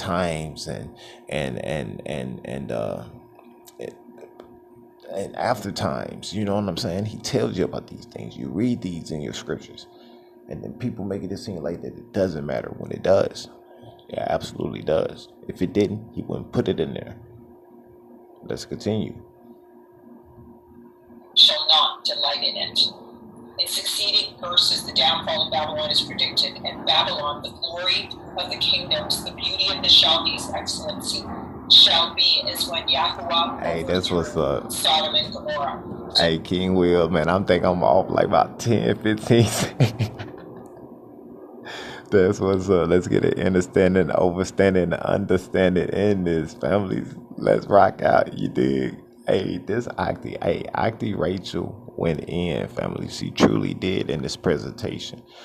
So I want y'all to get a focus on certain errors that she's talking about. She's gonna add numbers in there. She's gonna talk about new moons, certain I'm gonna let the queen do her thing. I done already seen it. Let's eat, y'all. I'm gonna let the queen do her thing. This is a double prophecy, and this is about to happen again. Why? Because what has happened before will happen again. Syrian captivity of Israel took place after Babylon, when they overtook Babylon. And that was in around 7 to 800 BC. The Assyrian and Medo-Persian Empire were almost the same empire at one point. That's why the bear holds 3 ribs in its mouth. The Medo-Persian Empire takes Israel captive, and Cyrus plays a particular role, and he's given a special anointing by Yah. And so this is how we begin to tie in the times of the Gentiles beginning. regarding Esther in Ezra 6:14 and Nehemiah 2:1 and Daniel 5:3:1. These are all the same groups. Osiris, Artaxerxes, it's just what people from different places in the world called this particular king. Of course, you know who the author of confusion is. So, just so you know, so Artaxerxes or Osiris or Darius the Median had a child with Esther, the Hebrew Israelite. She was from the tribe of Benjamin, and that child was called Cyrus, the Persian. And Cyrus is the one, because he's half Hebrew, his mother's Hebrew, he commissions the building of the second temple. Okay? He commissions the building of the second. I really have to apologize for the last study I did. I just rushed through it and it wasn't organized and I just blew it. So I have to go over some stuff with that again. So I'm going to really take my time here so the communication is clear and you guys can enjoy this. So if I'm not making myself clear, this is the prophecy of this second Exodus. The second Exodus. All right? And I want you guys to get ready for it, because at the end we're going to show you how things are lining up with this prophecy of the open door, about how these nations are trying to conspire to fulfill prophecy, and that is to invade the land. Pause. Now remember, families, the first video that I showed us, families, man, was talking about the real 300 Spartans, families. The real 300 Spartans, families. And it was called the Lambda. Now, families, man, during that time, they was talking about Ares, and they were talking about who else did they name? Not Leonidas. Xerxes. Now they talking about Cyrus. This queen is talking about now these kings, families, during their time, families, reign in the time, families, but it was doing. What they did was they took their history and they superseded everything that Israel was supposed to do, families. Yep. Everything that Zion was supposed to do based upon what? Our transgressions, families. So we became what? Low.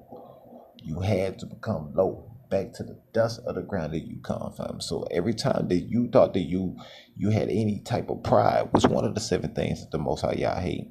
The Most High Yah was going to make sure he was going to keep you humble and your head was going to hang low. As if you was always what? Bowing down to your creator, your maker. You know what I'm saying? But these other kings, families, they a different type of breed, man. They have a different type of genetic makeup, y'all. That is not part of the bodies of believers, man. They're not. There's a scripture that I think Paul was talking about in the book of Corinthians, where it sits there and says that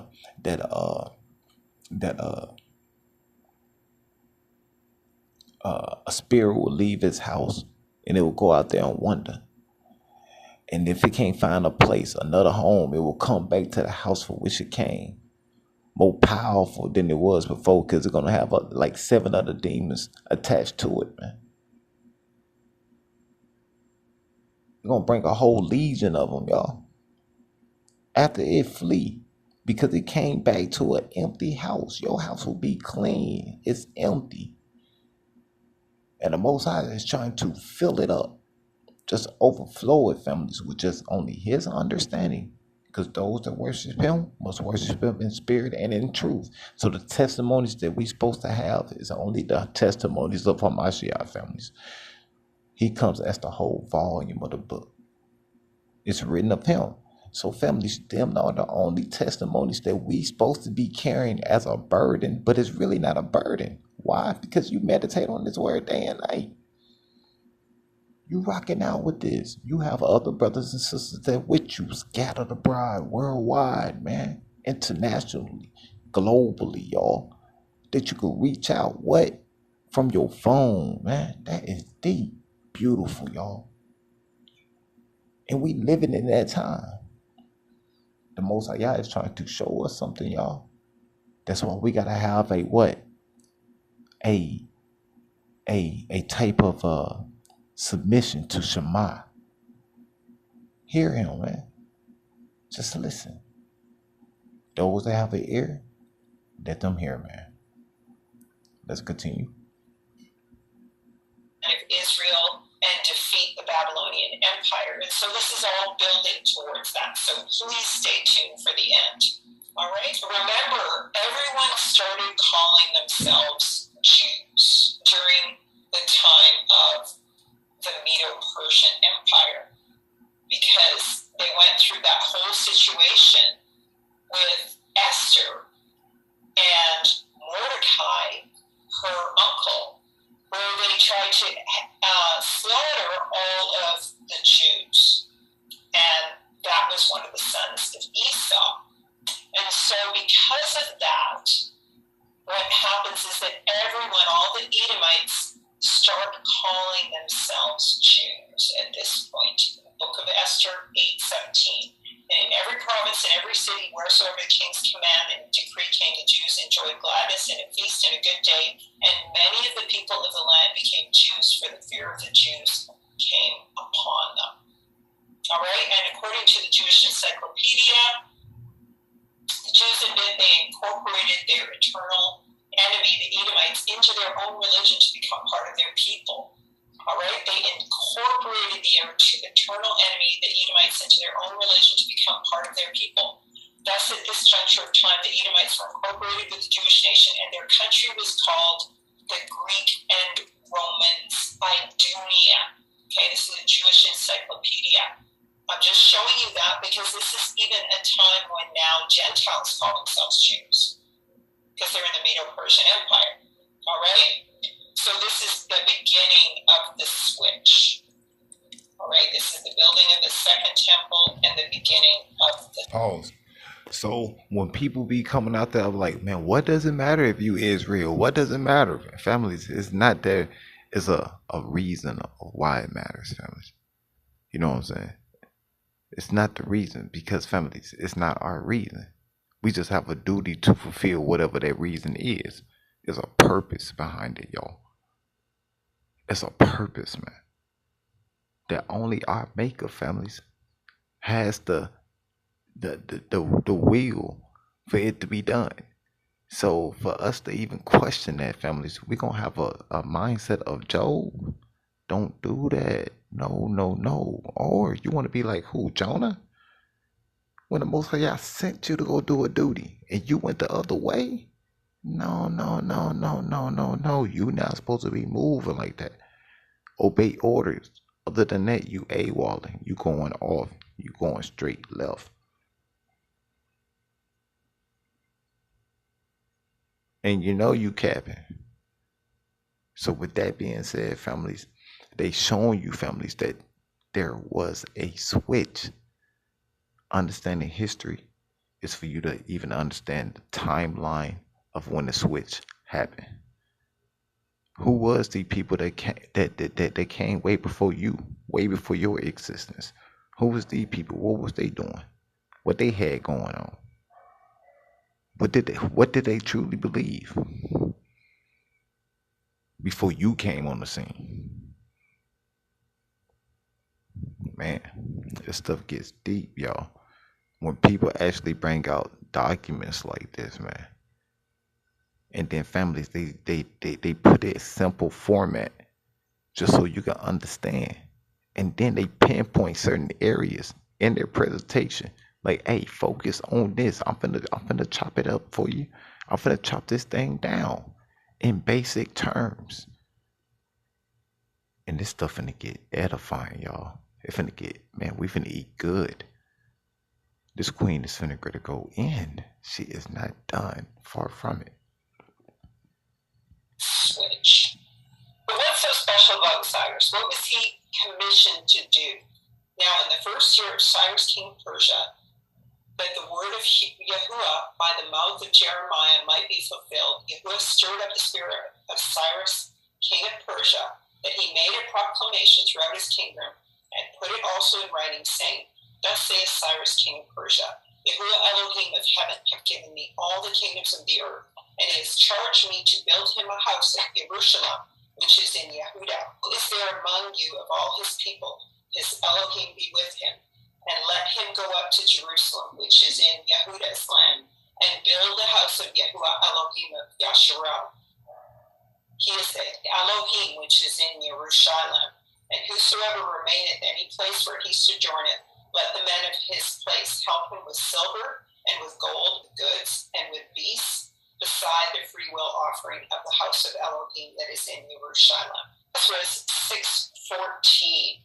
The elders of the Jews builded, and they prospered through prophesying of Haggai the prophet and Zechariah the son of Iddo, and they built it and they finished it according to the commandment of Yahuah of Israel and according to the commandment of Cyrus and Darius and Artaxerxes, king of Persia. And the house was finished on the third day of the month, on the third day of the month, Adar, which was in the 6th year of the reign of Darius the king. And just note with that, Yahushua was raised on the third day. All right? So, and then it says, thus said Yahuwah to his anointed, to Cyrus, whose right hand I have holden to subdue nations before him, and I will loose the loins of kings, to open before him the 2-leaved gates, and the gates shall not be shut. All right, so Esther, her true Hebrew name is Hadassah, which means renewed covenant. Let's see what the 2-leaved gates are, because remember in the other videos, I have told you that, so you can see in the background here, I don't know if you guys can make it out, but this is a map of Africa, an ancient Chinese map of Africa. And remember I told you up here, this would be the Mediterranean. Now remember, families, man, that when you see in this scripture, families, where he sits there and says that in verse 2, in chapter 45, I will go before you and make the crooked places straight. I will break to pieces the gates of bronze and cut the bars of iron. I will give you the treasure of darkness and hidden riches of secret places. Now remember when he sits there and says that I will reveal the secret things unto you. These hidden things. You know what I'm saying? He's going to cut off them what? Them bonds, man. Them chains, y'all. He's going to cut that, man. And he's going to show you these things. If you shema. Just here. Just here. Hearkening to his voice. He's going to show you some things. He's going to teach you some things. You're going to mature in these things. You're going to put away childish things. You're going to become a man. So I'm seeing these things in the sequence and in the order that he has it in, because he's the only one that does things what? Decently and in order. He's the only one that's perfect. That's why we should be perfect. He's the only one that's holy. That's why we should be holy. These are clear instructions, y'all. Let's continue. These are the 2-leaved gates that Judah secured in Jasher when he went to live in Egypt. His father, Jacob, Israel, told him to secure those gates. So this is before it was all full of water. But these are the 2-leaved gates that Hiram Abiff has a secret word to open or close, all right, at his command. And so these are the 2-leaved gates leading into the head of the kingdom, and everyone wants to have the head of the earth, the scramble for Africa, right? Thus says Yahuwah to his anointed, whose right hand I have held to subdue nations before him, to open before him the double doors so that the gates will not be shut. I will go before you and make the crooked places straight. I will break into pieces the gates of bronze and cut the bars of iron, and I will give you the treasures of darkness and hidden riches of secret places, that you may know that it is I, Yahuwah, who call you by your name. I am the Elohim of Israel. For Jacob my servant's sake, and Israel my elect, have I called you by your name. I have named you, though you have not known me. So this is a Gentile who does not know him. I am Yahuwah, and there is no other. There is no Elohim besides me. I will purge you, though you have not known me, that they may know from the rising of the sun to its setting that... Pause. Now she's bringing out a separation between the Most High character, man. You know what I'm saying? His existence. You know, it's like when it talks about that to open before him the double doors. The double doors is also his stretched out arms. It's like him trying to hug you, y'all. Open arms, man. When you reach into that chest and he hugs you, families, he will embrace that, man. Everybody will get into the double doors, man. You know, based upon what? Obedience. It's clearly based upon obedience. That's why she is reading you in for your code, my servant's sake, and Yashar'Al, my elect.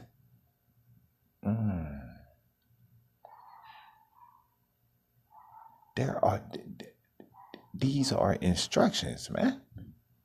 This is a blueprint. Anybody that's in war understand that these are orders. Survival of the fittest. Only the strong gonna survive in the wilderness. Let's continue. There is none besides me. I am Yahuah, and there is no other. I form light and create darkness. I make peace and create calamity. I, Yahuah, do all these things. Come on, let's go, y'all. So when we look I see you. at this slide, we see Cyrus, and his name is Koresh or Cyrus, and you see dive in deep. the symbol for the lamp, okay? The kaf, when you see the resh and the shin. So the lamp, the head, and the teeth, the sharp teeth. And so what it means is, possess thou the furnace. In other words, this is the time when the Gentiles possess the light. They take hold of the light. So Israel is a light unto the nations, and now the light is being passed on. Okay, so this is the transition point. That's why I'm starting here. Where I told you in the Prester John videos that Esau had a son and named him Kor also, like the priestly line of Levi had a Kor in it. This is why Kor is so often mentioned later by the Babylonians, because what happens is that Esau overtakes that kingdom, and he uses his Kor, Koresh, okay? Remember I said he mimics exactly what Israel does. So he has a Korah, and so now he takes that light. Remember I talked about the meridian of Kor, okay? So this is a king and a priest, all right, in that tradition that they then start taking up. This is in the realm of Medo-Persia, which is right next door to Assyria, and as you know, I don't agree with the current maps. So let's keep going. All right. So one of the things about Cyrus and the role of the Gentiles in these end times is that the role of the Gentiles is to return Israel to the land, to return. Now, this scripture in Ezra, families, is so powerful, especially chapter 1, verses 1 through 4 is so beautiful because it was talking about what king will I am put in the chat. That stone that most of the builders refuse. That's why she was trying to show you that it was told way before Hamashiach even came on the scene, y'all. Way before. When the New Testament, especially the gospel being preached with Mark, John, Luke, and Matthew, out there putting in that work. We can't forget about big bro James doing their thing before Timothy came on the scene. And the rest of the fold, man. There was a lot that refused that stone, man. There was a lot. So listen here. Check this out.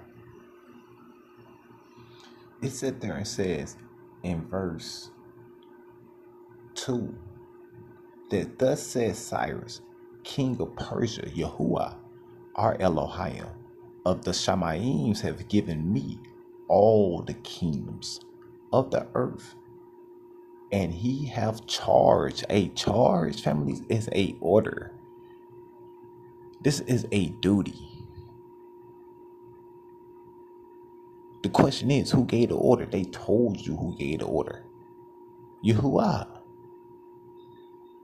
Let's continue. Me to build him an house of Jerusalem, which is in Yehudah, Judah. Isn't Yahusha from the root of Jesse, the son of Yahweh, the son of David? Khan. Let me let this Akti, man, she is from critical in. Family's history is important because it is written of our King of Kings and Lords of Lords. He comes as the whole volume of it. It only his testimonies is what the elect will hold. Families is telling you the 144,000 only virgins is going to hold the testimonies of Hamashiach. They're going to follow him wherever he go. Only his testimonies matter, man. And we want to put our emotions and our burdens, our struggles, families, when we're supposed to give all our worries to him, our maker, our creator. They're making us hypocrites, families. Do you understand? Let's continue. Israel to the land.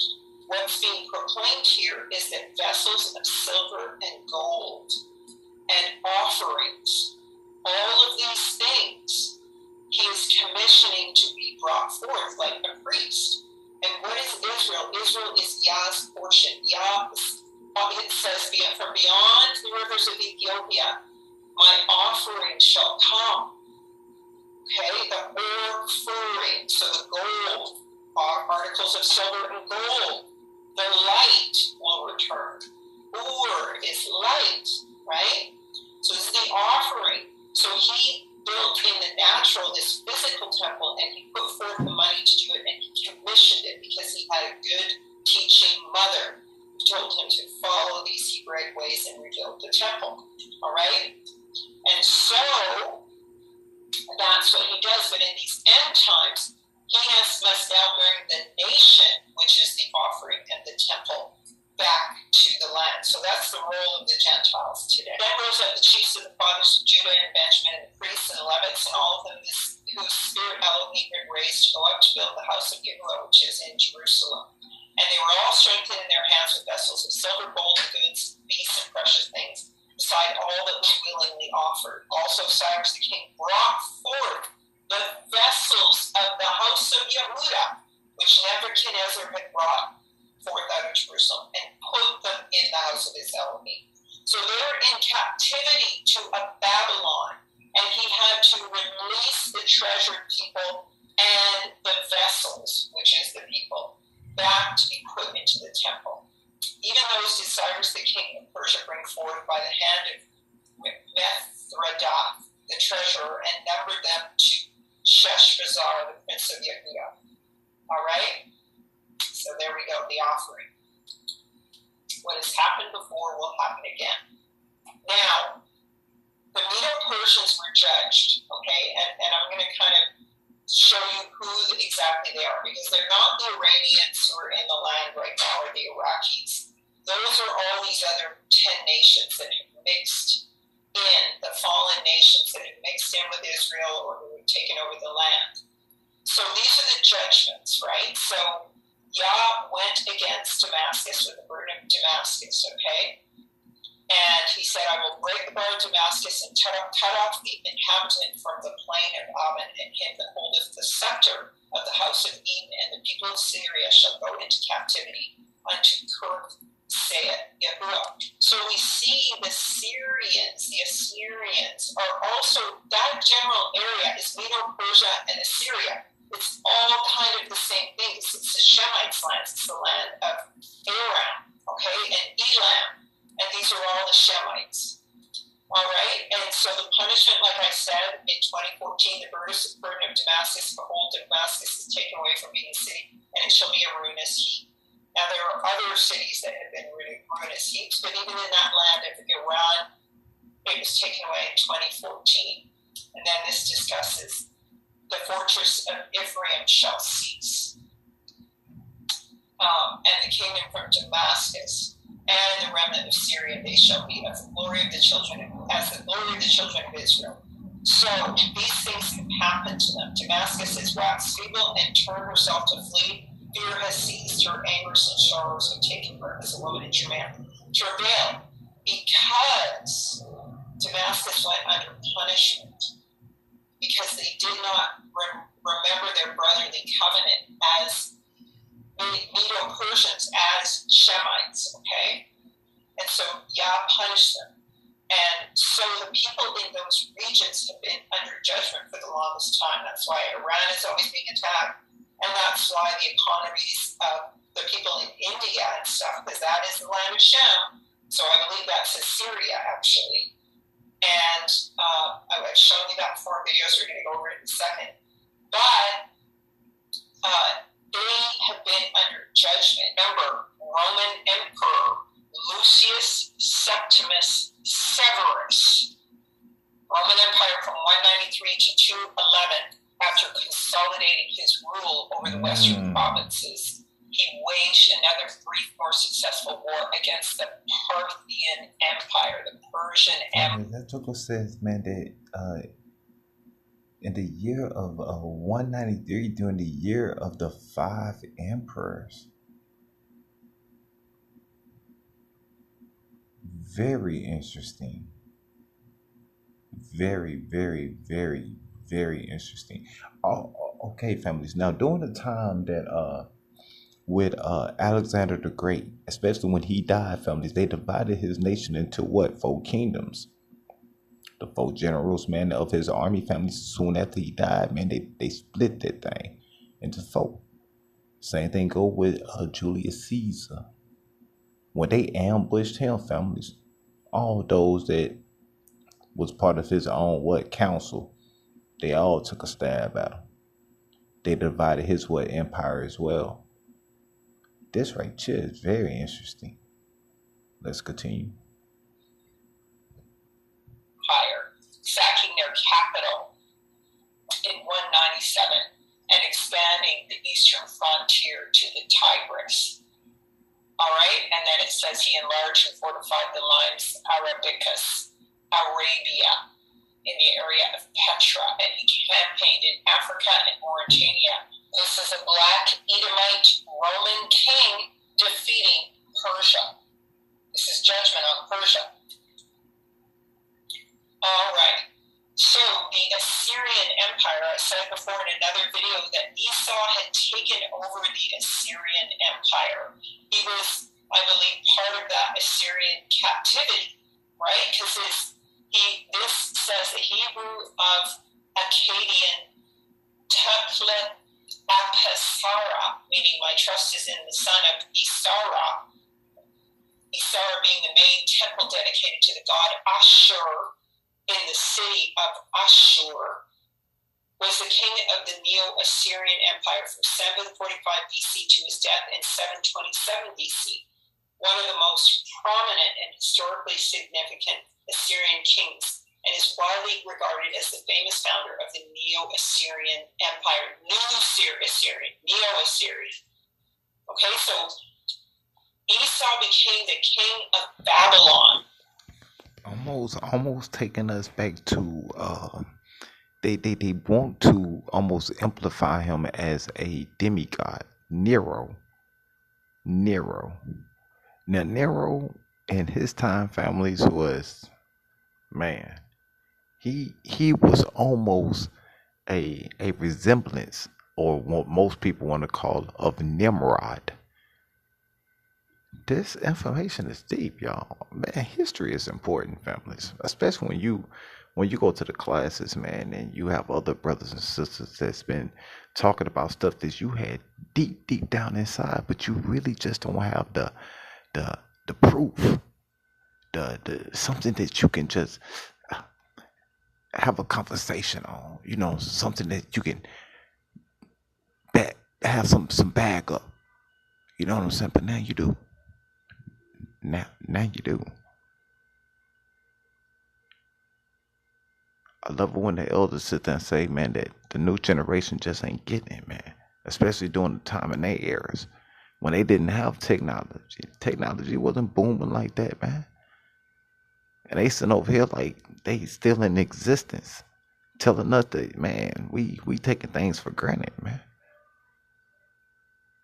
You know, there's certain information that's been popping out here, man, that they wasn't even taught about. But now they do in their time, man.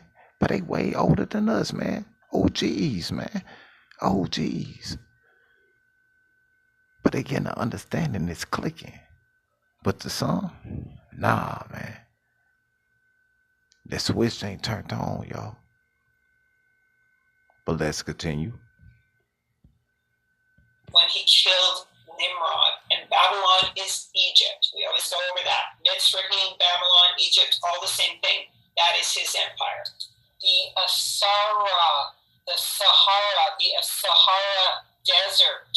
Remember, Prester John always talked about his desert. It was an ocean of desert. Prester John, East Sahara.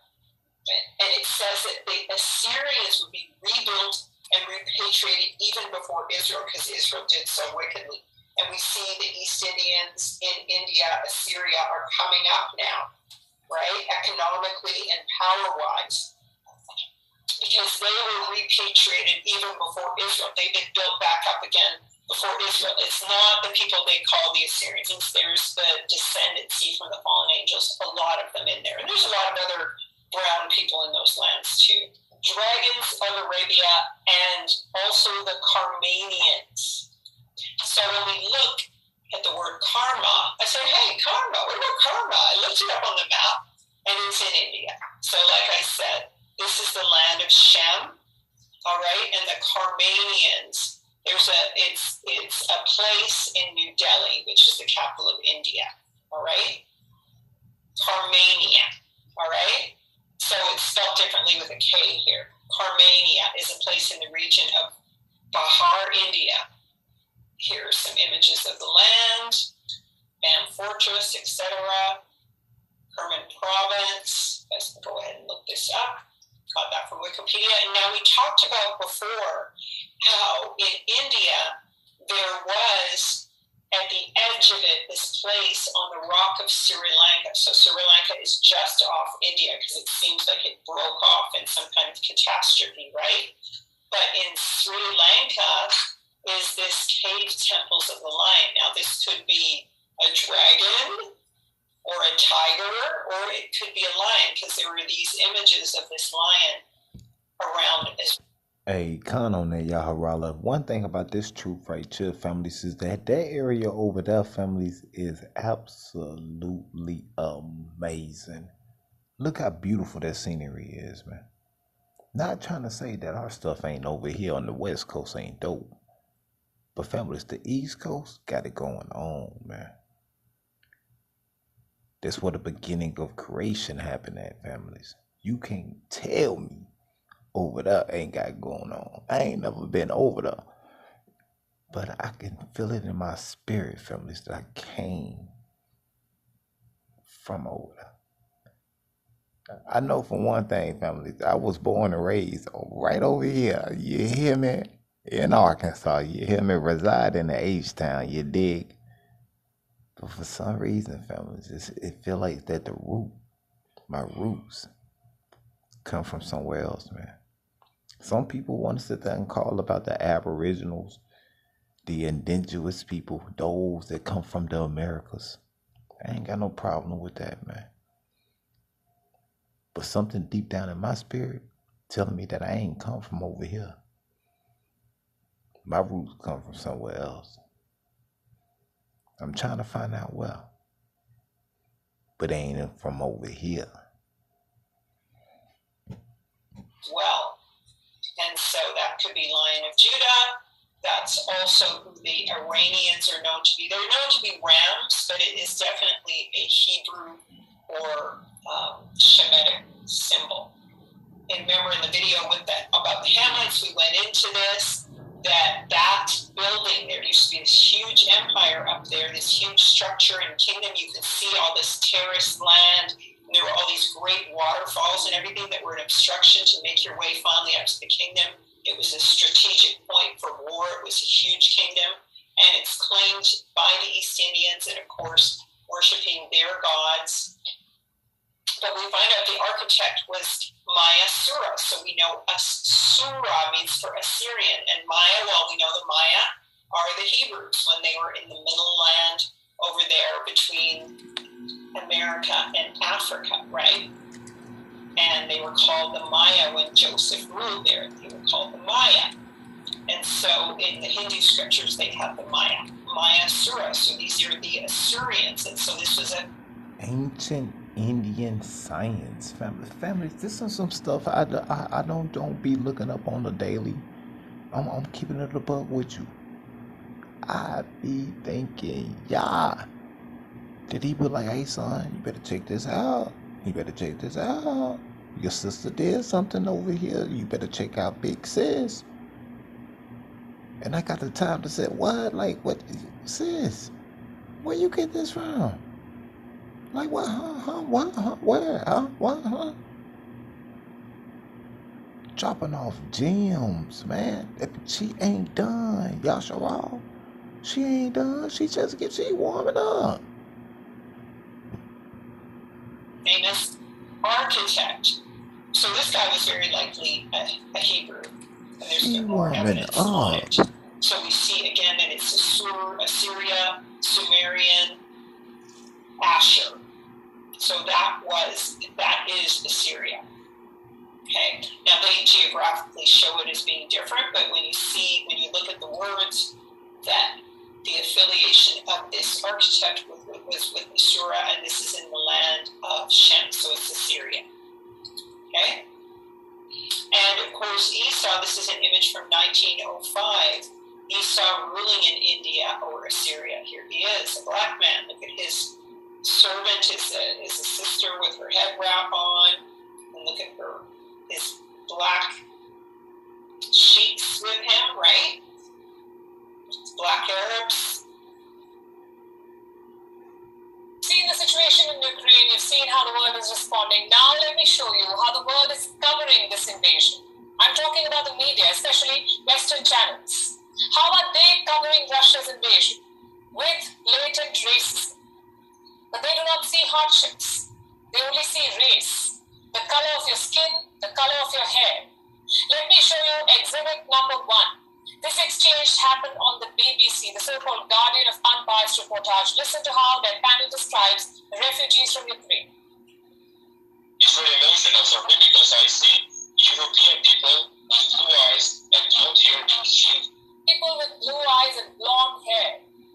That is why the so-called expert on the BBC is emotional. Not because the people are homeless, not because their country is being invaded, but because their hair is blonde. On social media, a lot of people are defending the BBC. They say it's a guest, not their anchor. Let me take you back to September last year. Another guest was speaking on the very same channel, South Asian expert Christine Fair. She called out Pakistan's links to the Taliban. Do you remember what the BBC presenter did? She shut her down. She said it was violating the channel's unbiased coverage. Appalled by the war, not because there is death and destruction, but because it is happening in Europe. Now, like Iraq or Afghanistan, this is a relatively civilized, relatively European city where you wouldn't expect that or hope that it's going to happen, or hope that it's going to happen, or hope that it's going to happen. Let me show you what Bulgaria's Prime Minister said about refugees. I'm quoting. These people are intelligent. They are educated people. This is not the refugee wave we have been used to. People we're not sure about their identity, people with unclear pasts who could have been even terrorists. That was a European head of state. He's openly calling West Asian refugees terrorists. If this does not expose Western hypocrisy, nothing does. They invaded Asian and African countries, they waged war, they committed war crimes, and when the people fled, they shut their borders. What does this tell you? That refugees were never the problem. That money or borders were not the issue. The issue was race.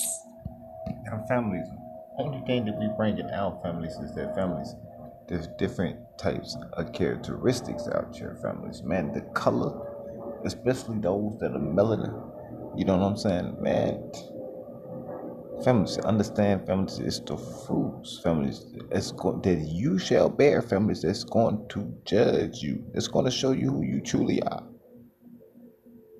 It's going to show you who you really is that's within inside of you. It's the fruits that you bear, not the skin that you was in, man.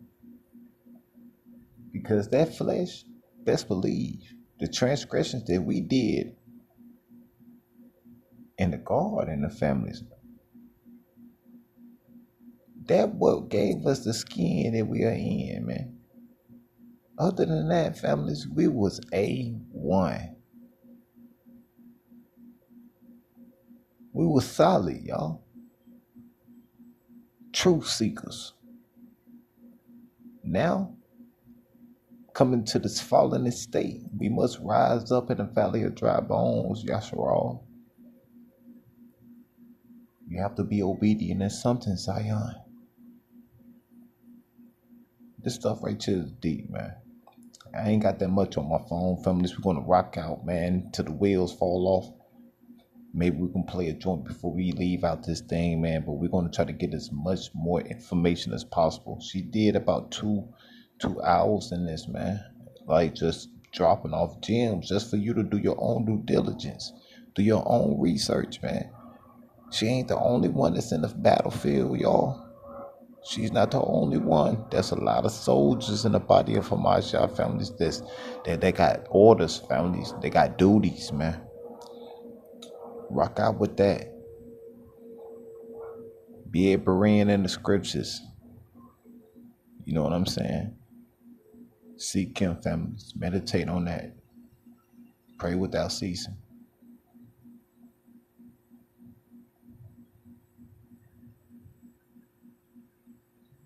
This is a different type of people, families. There's no way around it. They have a different mindset, a different type of spirit, man. There's no way around that. What did I tell you guys? This is the land of Shem. How Negro do these West Asian refugees look? Semites, Medo-Persians, Assyrians. Many prayers to our brothers and sisters that's trapped over there, man. The news from their those that ain't trying to let loose. Let them fight strong, Yashar'Al. Let them fight strong. Clearly show Pray for them, evidence man. that they've had a long-time military This stuff is relationship real, man. with Putin Babylon gonna have their day. Russia, who has provided them. That's why we must know things that's gonna come, families. Babylon gonna have their day. Oh yeah, it's coming. It sure is. It sure is. That's why preparation, man, must be involved in your lifestyle. You must prep. Goal set. You setting boundaries, man, that you shall not cross. Rules, instructions. You know what I'm saying? That clearly shows discipline, y'all. This is a brother that is fully humble, man, to be disciplined, man. A sister that is fully humble, man, to be disciplined, y'all. These are the sons and daughters of Yashar'Al, man. That's what he be showing me. Seeking you shall find, and the truth shall make you free. With air defense, they're their #1 producer of military weapons, and they've had a long-standing relationship. Currently, their outward-facing PR is saying that India is encouraging Putin to go into peace talks with Ukraine, but on the hard line, they are military allies. So Jeremiah 51:11 says, "Also the Lord stirred up the spirit of the kings of the Medes because his purpose is against Babylon to destroy her." The Medes will be used by Yah to destroy Babylon. And then the word says, "Make bright the arrows, gather the shields. The Lord hath raised up the spirit of the king of the Medes. For his device is against Babylon to destroy it, because it is the vengeance of the Lord, the vengeance of his temple." That's Jeremiah 51:11 and 51:28. Isaiah 13:17, once again, "Behold, I will stir up the Medes against them, which shall not regard silver. As for gold, they shall not delight in it." They're not going to take anything but revenge. the kings of the south, the of Arabia. So let's get into the black Arabs now. And this would be the first carpenter after the fall of the temple. And so this is the land, and of course, you know that I believe that this is the head of the earth. And so this is Abyssinia. Now, we're always going around about Moors and what does Moor mean, but just here's a reference from Nation Knows No Color Line, and of course, Zondervan, the dictionary, talks about how the Hamites were the Ethiopians, Libyans, and Canaanites and Egyptians. But of course, we know they mixed in with Israel and they settled at the front of the Nile. All right, and that was because they were scattered also, and their land was broken up and destroyed due to judgment. And so, how did they look? Because everyone thinks that, you know, over there in that land, that the Arabs are white people with white skin. Here's just some highlights here. Niger means black. Niger is the surname of Simeon, one of the 5 prophets and teachers of the church of Antioch, who were led of Yahuah to send forth Paul and Barnabas, probably a Hebrew Christian from North Africa. So it is associated with black skin. All right? And then it says, of the black Moors and the Arabs, so predominant was black skin of the Moorish invaders of Europe that the blackamoor, black as Moor, came to be used not only for the Moroccans, but for other blacks as Ethiopian and Sudanese, as Elliot Smith. Pause. Now, families, you got to understand that the Moors, families, these are our Arabian brothers, man. These are those Islamic brothers, man. You know what I'm saying? Those that practice these things. You know what I'm saying? The sons of Isaac as well. You know, I mean, our forefathers' families, they did practice what? Polygamy. Like Jacob had like 4 wives, man. I think only Isaac maybe only had like him. I think Isaac might have 2 wives, but I only know about 1. You know what I'm saying? We already know that Abraham had 2 wives. A third one came later in the scene after Sarah died. But he as well had what? Hagar as well. King Yahweh, David. Yes, multiple wives. So the bloodline, the mixture of the bloodline families, it runs deep. It runs deep. Solomon, many wives and concubines. Yes, it runs deep. Says Negro admixture is so evident among the Moroccans. So when you're talking about blackamoors, all right, Negroes, they are black people. So the real Arabs are black. The original Arabs are black. All right. Handley, a more recent writer, says in physique, a Moor may be a Berber or an Arab or a mixture of the two with Negro blood as well. All right. So talking about the Negroes, says many American Negroes are indistinguishable from Arabs. That's the report of a meeting between President Roosevelt and King Ibn Saud. Okay. And King Ibn Saud is actually a descendant of the Rothschilds. Okay, so let's get into the Arab slave trade. Because we know that Joseph was sold to the Egyptians, and the Arab slave trade has been a very powerful slave trade. All right, it continues to this day. And all right, and so these are the white Arabs who took over from the black Arabs in enslaving the whole world.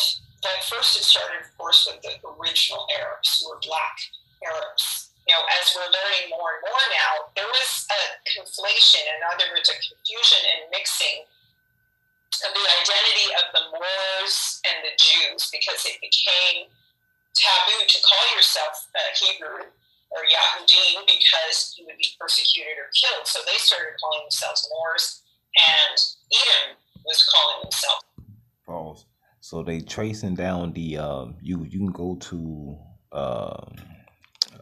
ancestry.com and a bunch of other type of platforms, families, where it kind of trace down like your bloodline, your history, and you have E1B1B and E1B1A. All these are supposed to be like descendants from the tribe of Shem. I think it's E1B1A supposed to be. Now E1B1B, I've been trying to get an understanding on that because you got J, you got man, that stuff runs deep.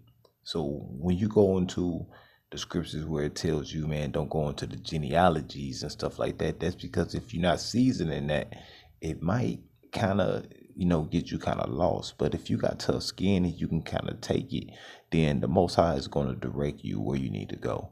He's going to give you understanding. Certain platforms that you can go to, or certain people talking about this, they're going to show you certain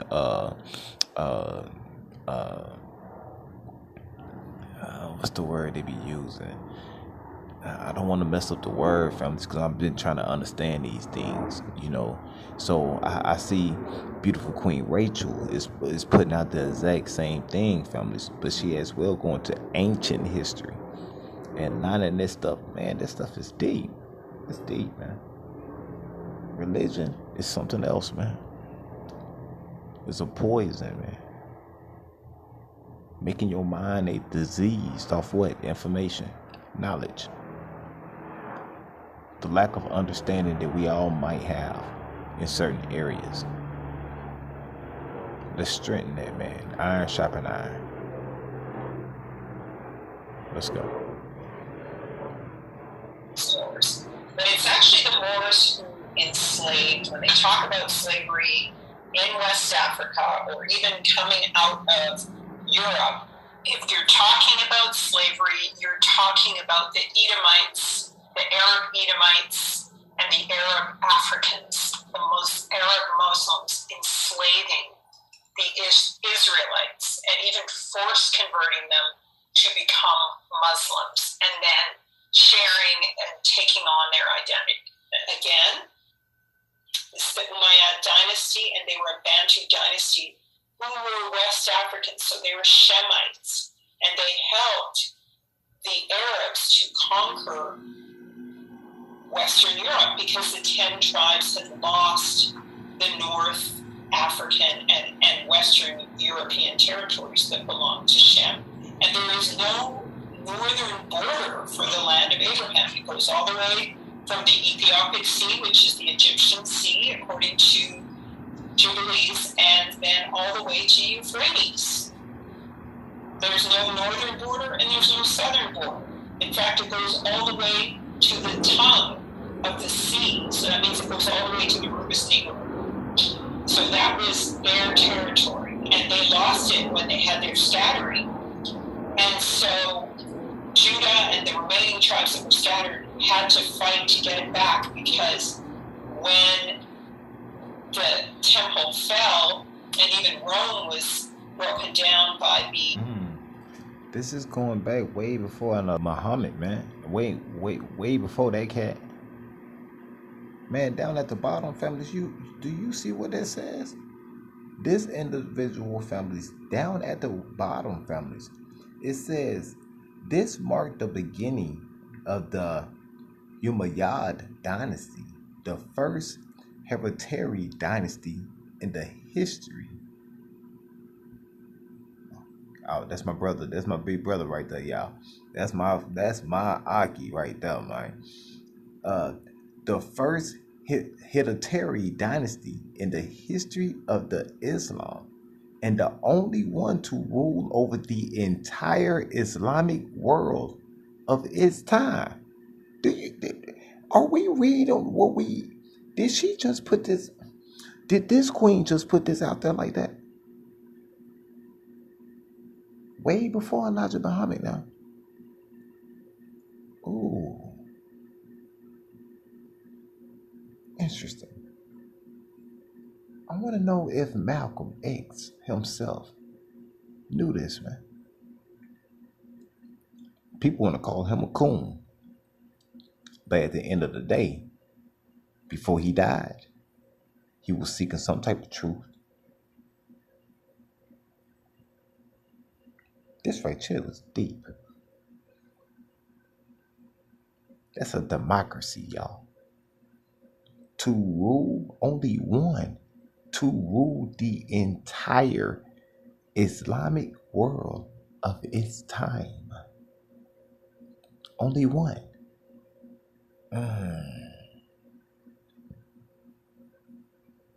That's a dagger. Dots and everything, they began to take those lands over because Israel was scattered. Okay? Scattered into the west and scattered deep into Africa. We've already gone over this, but go ahead and read through some of it if you want. All right, so we're going to talk about this guy, Ayub, but what we want to say is that the Turkic people, the Russian horde, or the Ottomans were descended from the Taimans, from Taiman, who was one of the sons of Esau, okay? And they are associated with Job, Ayub, son of Esau, in the land of Esau. So Job went through his trial in Uz or Oz, all right? And his name was Ayub. Pause. Now, doing certain platforms with you got Hebrews to Negroes, you got Tato Ministries, you have Covenant Awakenings, you have Brand TV, you have Zadok, my brother Zadok Young Chimney, you got even Sister E.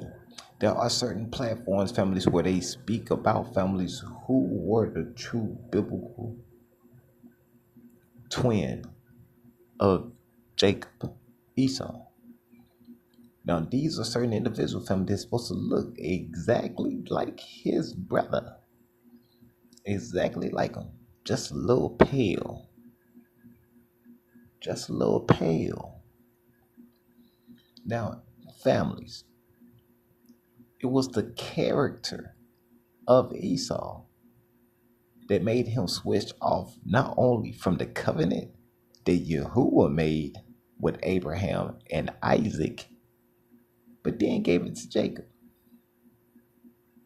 But some people sit there and say he stole it. His mama saw something because she felt something that was in her womb before the two twins even came out into existence, families. She felt something. She went and prayed, families, and the angel sat there and told her, man, that there was two different what in her belly.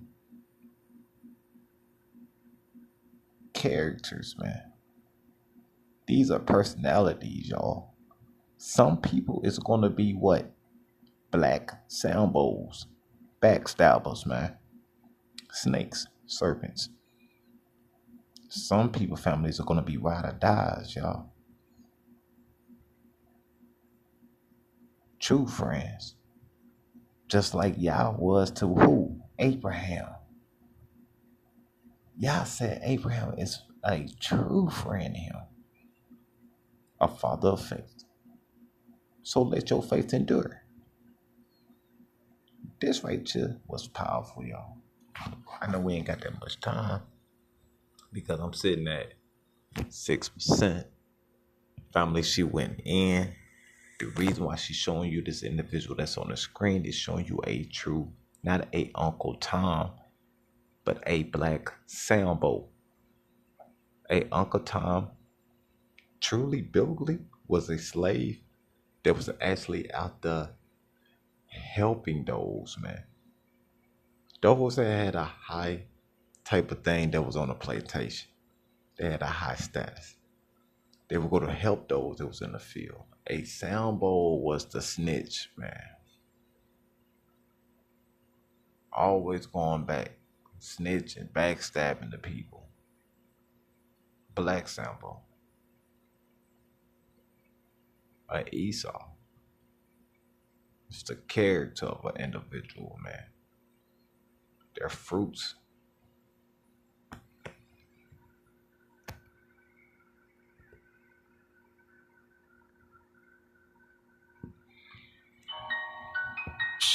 You crazy for this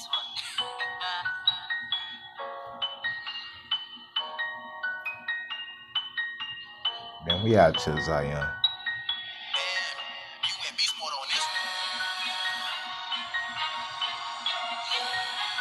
And to the sons and daughters of Yashar'Al.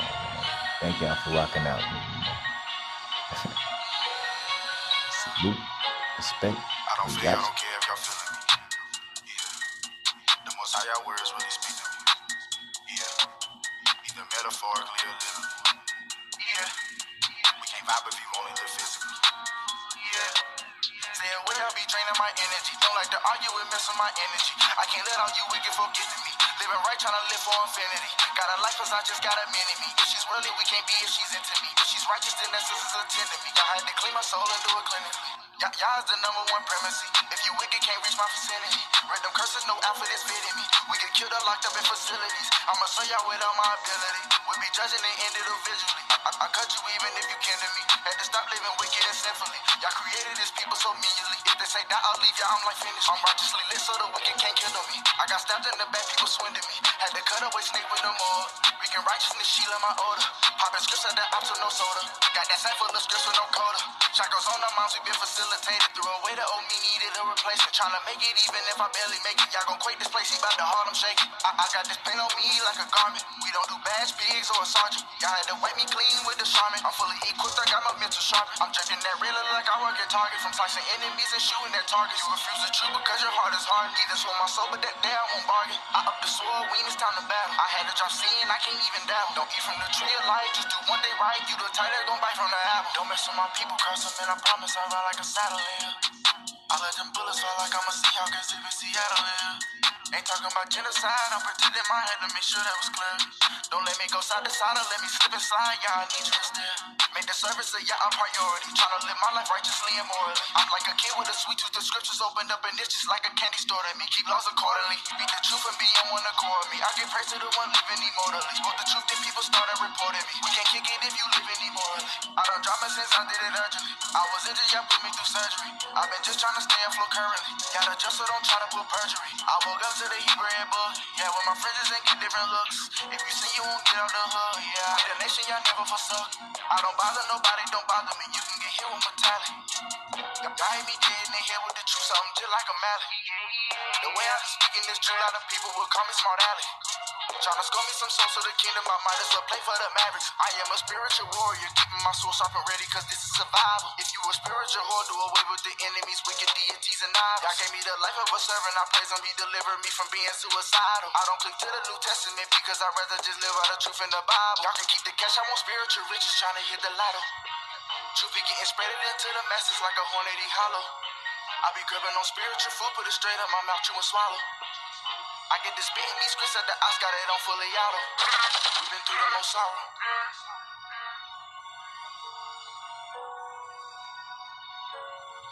He made a covenant and married us. If you ain't gon' stay committed, don't talk about a bridal. I don't cling to the New Testament because I just rather live out the truth in the Bible. Yashar'Al and scattered brother off four corners of this planet.